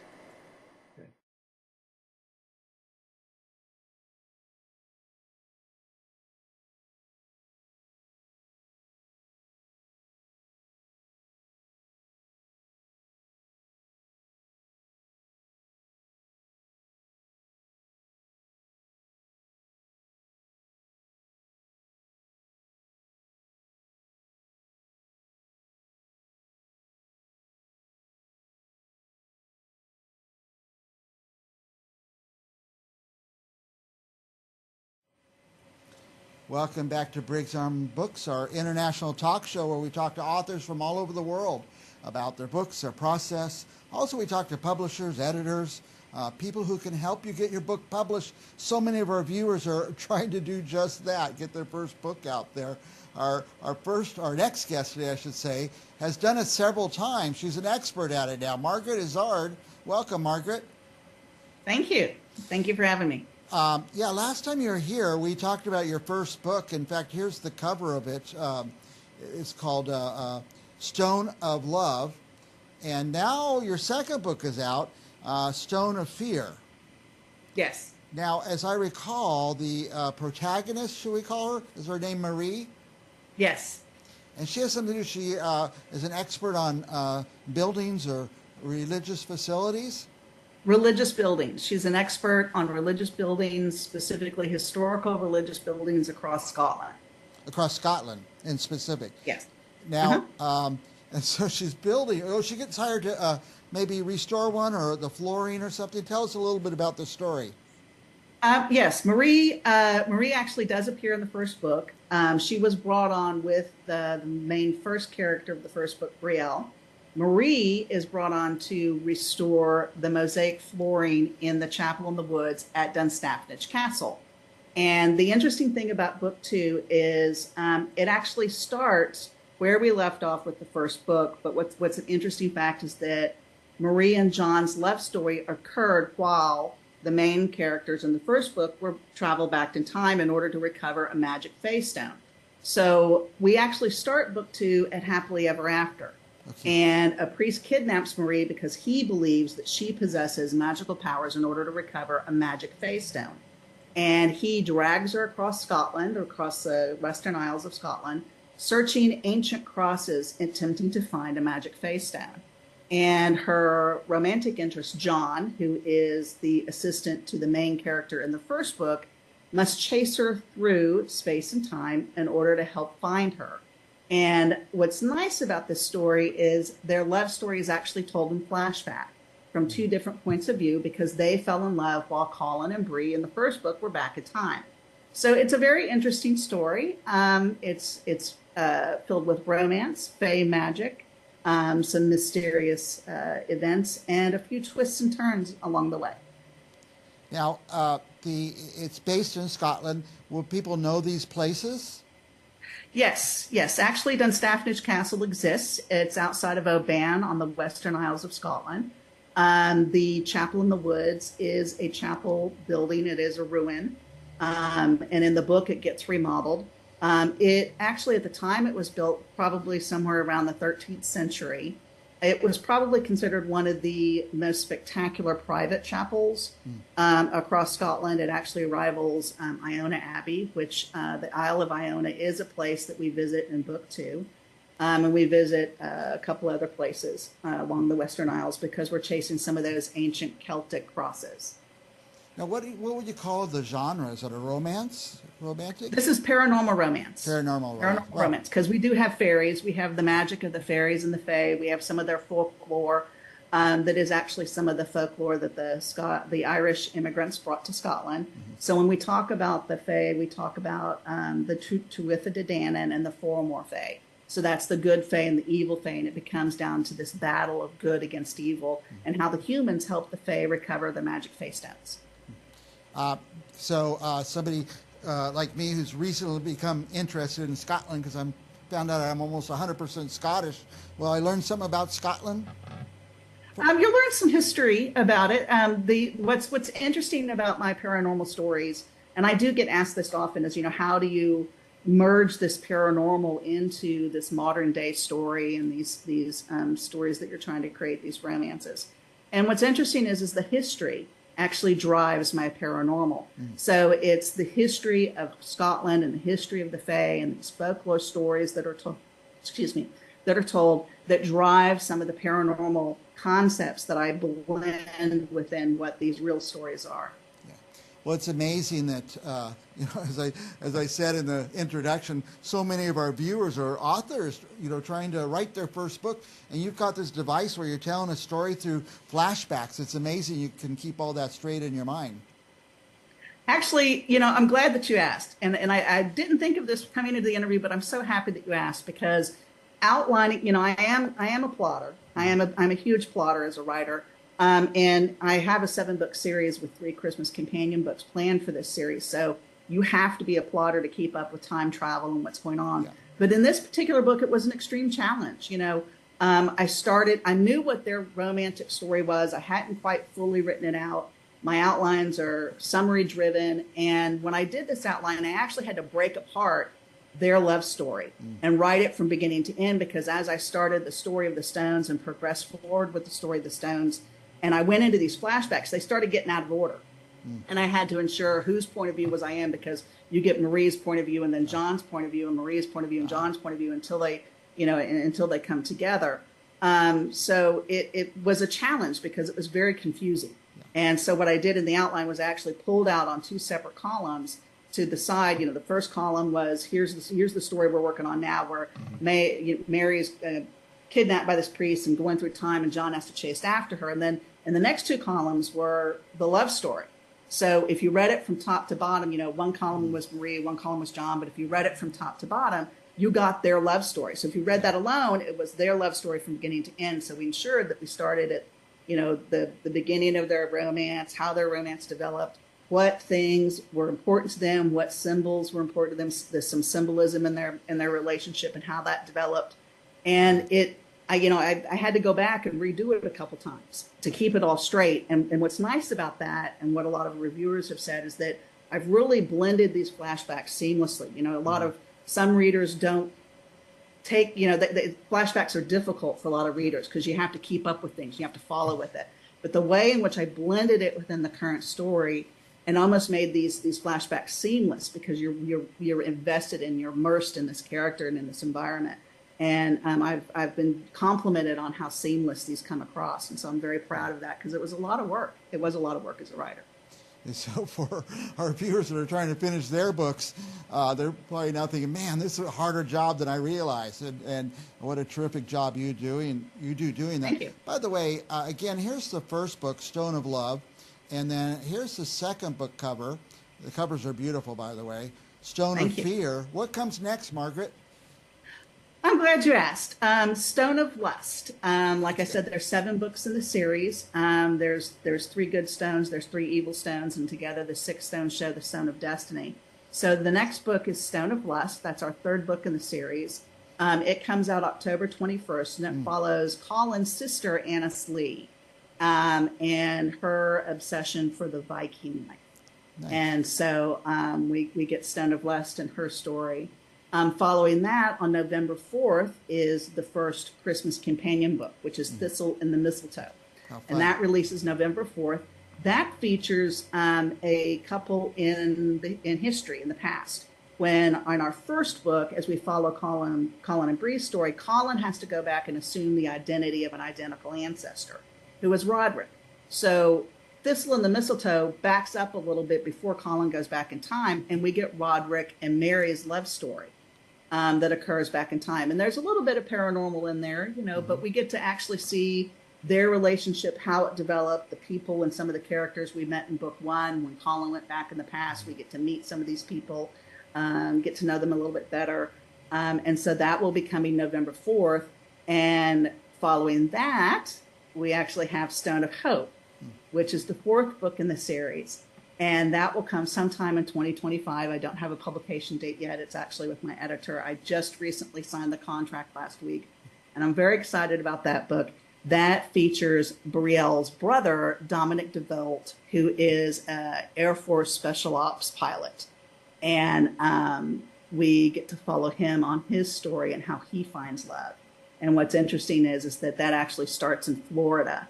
And it does not take place in Scotland. Wow. We actually follow Dominique back in time. He actually ends up going through a portal and finding himself in the middle of an Egyptian archaeological dig in the 1930s. Now you have, I know a lot of this comes from your mind, but do you have to do a lot of research? Oh, yes. Yes. I'm very well read. It's, as a writer, it's reading is part of writing. And reading is what started me wanting to write, reading stories and thinking, you know, I would rather do this, or I would like this, or I don't like the way she wrote that, I'd write it like this. Yeah. So that's what started the juices of maybe, I want to be a writer. And it started when I was in my 30s, and I didn't start writing until my 50s, my mid 50s now. But, you know, that's what started it. And the interesting thing about all this research that I have to do is that it leads me great places. And like I mentioned before, a lot of the history drives a lot of my creativeness with the paranormal and how I insert and incorporate and make this paranormal and this history part of what these stories are.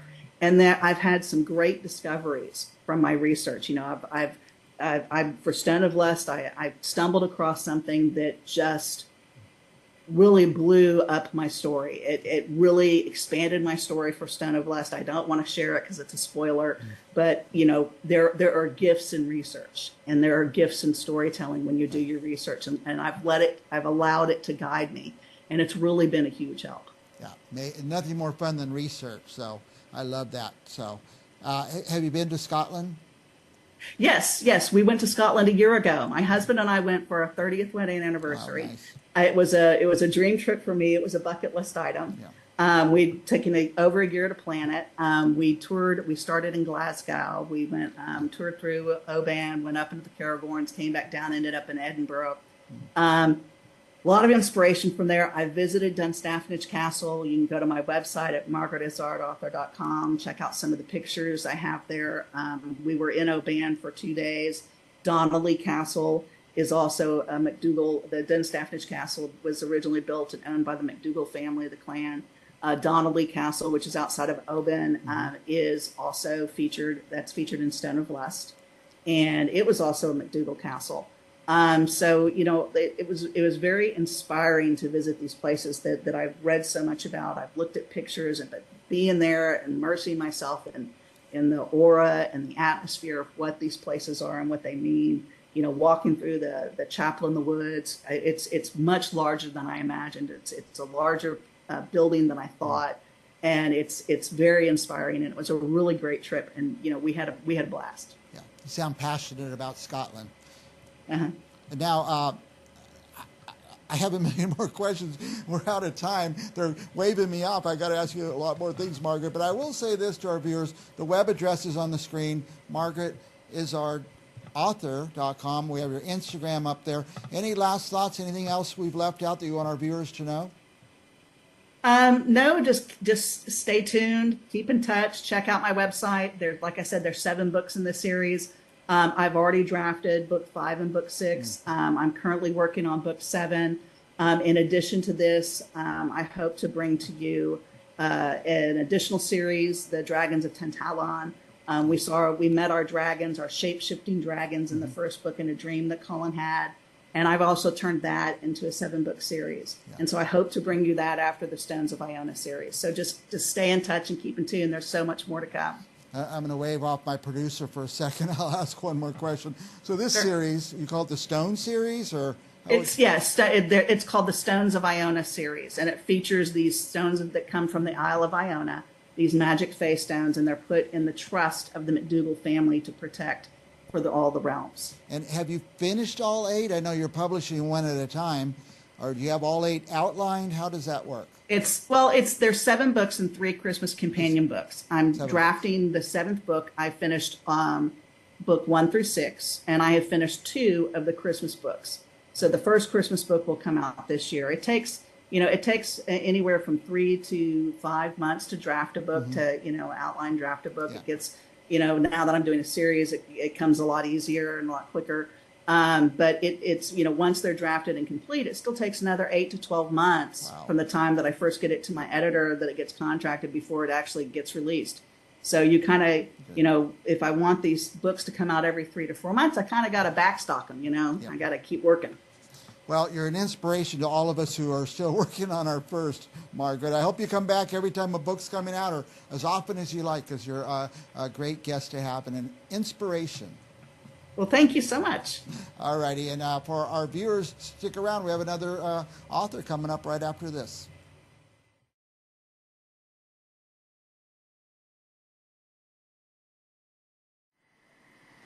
Welcome back to Briggs on Books. Are you looking for your next book read for the summer or the fall, whatever time of year you're seeing this video? I've got the book for you. It's a fascinating book by a fascinating author, and it's called Dropped Calls. And believe it or not, I just happen to have the author of Dropped Calls right here on our Zoom call. Welcome, Robert McGinnis. Welcome. Pleasure to be here. Dropped Calls. Can you tell us a little bit about that book? Sure. It's a collection of 3 short stories. They all have different places that they originated from.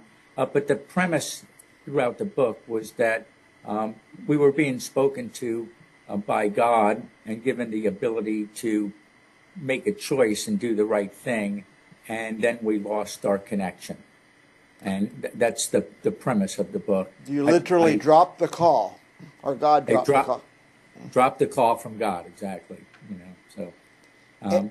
Are they separate, unrelated stories, or the same theme? They're separate, unrelated stories. Okay. And I love a book of short stories, by the way, Robert.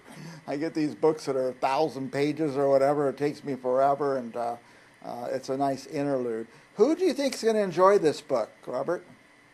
Well, I think some of the stories are very entertaining, you know, so as you hope that everybody would get hooked into reading it in the first place.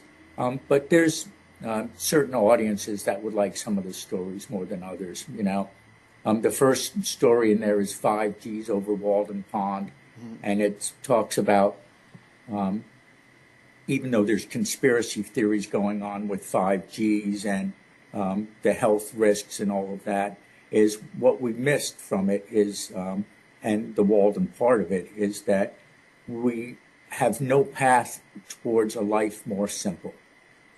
It just doesn't exist. And we can look at the conspiracies all over the place, and that just adds to the confusion and to the hectic life. And there's no way to turn it off. You know, the person, the main character, doesn't have a phone, and yet his life's interrupted by phones. You know, so I think that the Luddites will appreciate that story as we look to, you know, live 150 years in our past and get away from technology. But the story should appeal to a way larger audience than just the Luddites. The Luddites, yeah. Now, a lot of us are dealing with phones now, by the way. I mean, everywhere you look, people are just holding that phone up and they're living their life through the phone. I mean, these people are watching on their phone as Donald Trump is being shot at, and they don't put their phones down to see what's happening around them. And it's true, and it's absolutely amazing. And I know people the same way, is that they can't not be looking at the screen, even when their children are yelling at them and begging for attention. You know, and I mentioned part of that in the book, and you know, they recently found why people die at around 80, and they found that it had to do with the repetitive breaks on the DNA, you know, and we knew about the Gleason scale and the cancer precursors and that, but to actual end life because the DNA is breaking is one thing. So they said that phones could give you memory loss, you know, and they looked at them in the same light as looking at addiction, you know, the same neurotransmitters, the same reward system, all of that. And it made me think at one point, when we're talking about having the ability to break DNA, is what happens when we repeatedly break DNA? Is there such a thing as phylogenetic memory loss? And do we lose our innate fears? Do we lose our common sense? Do we lose our the roots of where we evolved from? You know, even before we were upright walking, we had history and memory, you know? And is it possible to lose all that touch with our biologic self? Wow. And I just mentioned it in a sentence or two, but it really demands attention, and it demands to be thought about, because I think that's where we're going. And maybe that's part of the evolution. Maybe that's where we're supposed to be going. Maybe that is God's plan. But to me, there's something inherently evil if we don't honor our mother and father and look at our ancestors, So I think we need to keep a little bit of that, and I think we need to work on increasing our memory and not decreasing it, whether it's our personal memories or our phylogenetic memories. Yeah, well, I think one little example is, do you remember how many phone numbers you used to know? Just on the top of your head. Now we don't know any. They're all in the phone. Yes. Anyway, Robert, this sounds like it's a fascinating book, and it sounds like it's very relevant for today. And I hope it would be, and I hope people will read it and at least question their use of the phone, and maybe 2 days a week look for that life more simple and put it down and put it away, interact with your kids or with your parents, and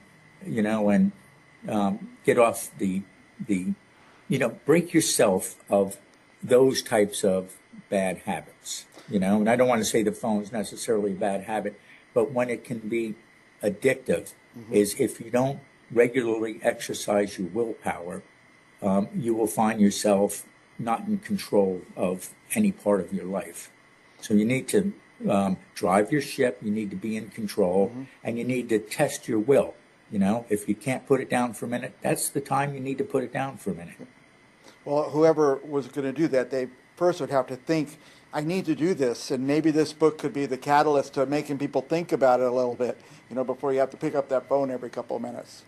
Yeah, I would hope so. I would just hope so. Well, it sounds like a fun book regardless, as well as maybe got a good message for us, and I'm going to read it. I got a couple people I'm thinking that I would like to give the book to. So for our viewers, when you go to order this book, don't just click once. Order 5 of them and give them away. You always have to be taking gifts to people and stuff. So here's a good idea. Very good, very good. Yeah, I appreciate that. I have a phone call coming in later this evening where they want to adapt it to the screen. Which was good as the other book has been getting a lot of interest for that, but this was the first serious bite that I had on bringing this to the screen. So I'm interested to see where those conversations go. I would like to get it out on that level, but I'm not sure. I also heard is that a university may use one of my books in their philosophy class. And I haven't confirmed that yet, but I'll be looking into that as the days go on. I think since I talked to you last, we did a press release on both of the books that went to 18 different countries.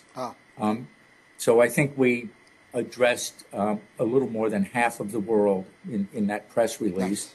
And I'm not sure that's going to lead to sales or anything, but it's going to be spreading the messages. And if they're received well, we're also doing a social media campaign that's just kicking off. So I'm trying to get my website to function a little better. It's kind of stagnant right now. So I'm bringing the people in that are going to make it more interactive and more connected. So hopefully we'll remain. My technician behind the camera is pushing another book at me. Is this your book as well, The Attenuating Puritan? Yes, it is. Now, there's just the 2 books right now? Yes. Okay. Yeah, I have a couple more in the works, but those 2 are out now. They're both published this year. Is this the one that might be used in a philosophy? I've got the cover up there right now. Is this the one universities are looking at for philosophy? I believe it is. Yeah. I couldn't say for sure because I haven't confirmed that. And there was only one university I heard at the time, but maybe it's going to go through the loop. That's I love that story because it's a young man that's maybe ADHD, a little autistic or something, and he just gets stuck on this place is that he needs to clean the Garden of Eden up. And he is so relentless that he doesn't mind sacrificing his own health and his own mental health and his own body while he's cleaning toxins. And I go through quite a few different scenarios of where he's absorbing radiation, or he has cancer from emulsifiers, or he has liver failure from attenuating alcohol, which shouldn't be here. He has fertility issues and things like that. At the end of the story, him and his young wife, finally, because of his faith, he ends up marrying, and she's with child, and they float out to the islands of trash, and they had put the genes in them to be able to eat and digest the plastics. So that's his commitment, and everybody thinks he's crazy, and he just stays on the one-man mission that he's going to clean up the Garden of Eden. So he's a Puritan in the fact that he's seeking his own religious freedom, and also that he's pure of spirit. It sounds like also very relevant for today. Oh, it's it's all the people in the book are fictitious, and all the places and incidences are real. Okay. So it really weaves that well into it. It's hard to separate. In fact, people kept telling me that it was pulled from my own experiences as a youth, and that they assumed I was on psych meds in my childhood. I need to correct that. I was never on any psych meds. I don't even know if they had them in the 1950s. In the 1950s, yeah. Maybe they did. I don't know, but I wasn't on any of them. And it's funny how they could read the story and just assume I pulled that from my past. Yeah, a lot of people fill in and assume the books are autobiographical in some way. By the way, Robert, I have your web address on the screen, Robert McGinnis Books. What would our viewers find there? Right now, there's interviews like with you, but just my 2 books are there.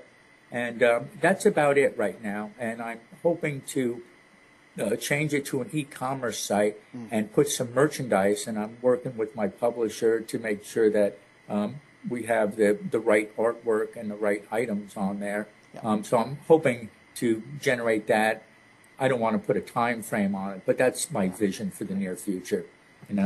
Should be a couple more books up there in a little while. Pretty soon. Well. By the way, for our viewers, here's Robert's most recent book, Dropped Calls. And if you're looking for it on Amazon, I don't know if it's because of Amazon Prime Day or what, but I've been having a little trouble maneuvering that. Normally I'd type Robert McGinnis and find all of his books, but if you can't, type Dropped Calls. The book came right up when I did it that way. And also I did the same with the other book, the Attenuating Puritan. That's how I found it. So don't give up on Robert and Amazon. Find his books. Where else are your books available, Robert? Oh, they're available pretty much everywhere. They're at Barnes and Noble. They're at Thrift Books. They're at Powell Books. They're selling them in China and in Germany and Spain and Italy. And that's great. I think when you Google Robert McGinnis or Robert McGinnis Dropped Calls, 30 or 40 different places will show up that carrying the books. So I don't know if we sold any, but they're out there. But there's a list of places that they're available. Okay. Very good. Now, there's the 2 books for now. There's going to be more books soon. Oh, yeah. Are they any other formats? I'm learning there's more formats than just the way I read through it, what I call analog books. Well, I'm not sure if they're all available yet, but the hardcover and the paperback for both books are there. I believe that the Drop Calls, its ebook is out as well now, the Kindle version.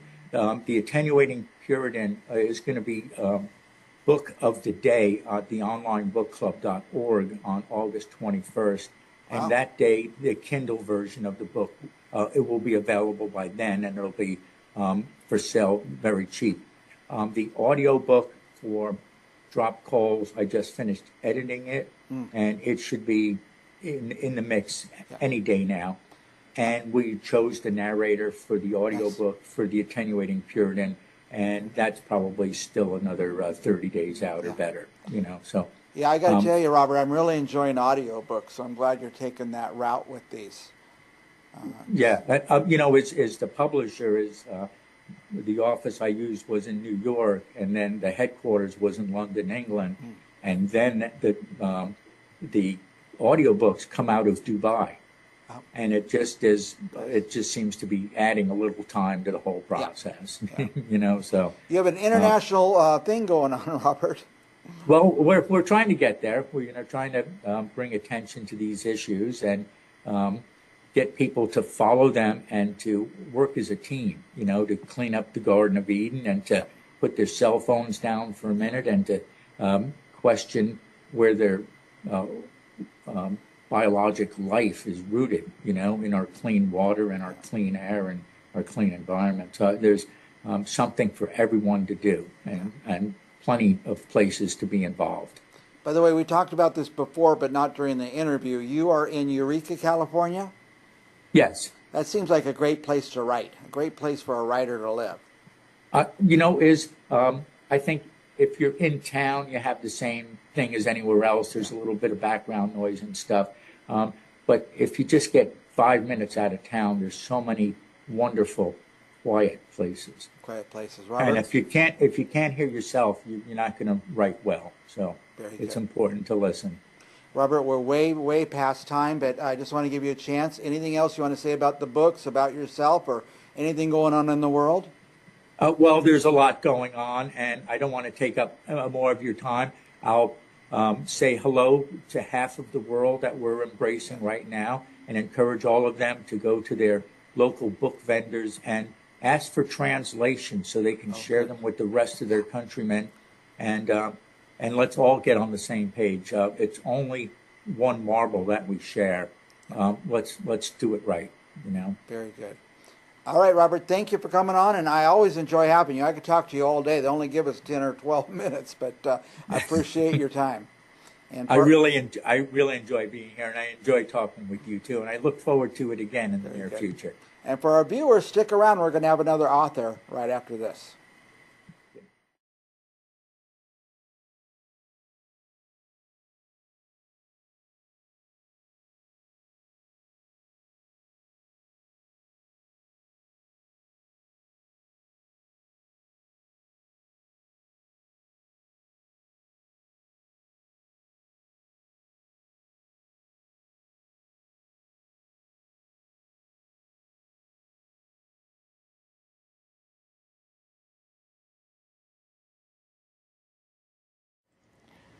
Welcome back to Briggs on Books, our international talk show where we meet authors from all over the world.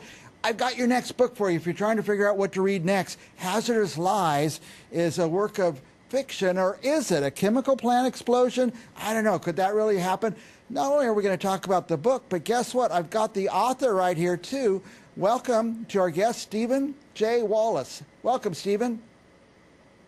Thank you. Thank you very much. It's a pleasure to be here. Pleasure to speak with you. By the way, here is the book cover. Tell us a little bit about the book. Well, I'm a debut author. It's my first work of fiction. They say to write what you know. And so I have investigated several chemical accidents at refineries, chemical plants, laboratories, several things throughout my career. And I've always been interested not only in the technical side, but also in the creative writing side. So I've had this idea for some time. I've had a number of plot points that I had in my mind, and I would write those down over the last couple of years, and I then weaved it all into a story. But the way the book unfolds is there's an accident in a chemical plant, and it's a fatal accident. 3 employees die. And as the story unfolds, we have an investigator who himself is very compromised. He actually had a role, or seemed to have a role, that's part of the intrigue that rolls out, in a previous accident when he was working in the chemical industry. So he sort of, when he goes and investigates this, he sees this as an opportunity perhaps for him to get some type of redemption if he can find out what happened. And as he starts to figure out what may have caused the accident, he realizes that this particular hazard is designed into plants throughout the United States. Huh. And if he doesn't succeed in trying to figure out what happened, then there could be several more fatalities. And but the problem is, as you can imagine, there are some bad decisions that have been made, and there's a lot of pushback from the corporate level, an extreme amount of pushback. So he has to wade through all that, but also find the courage to continue, and it's a difficult task for him. He gets a little political at some point? Well, you know, he's working for the government, so there's always that aspect to it as well. And one of the problems is that since he is in a brand new office, there is a very politically connected person who is a political appointee who wants to sweep the money for his own usage for the office. So it truly is very much a race against time, not only to find out what the problem was and to try to prevent it in other plants,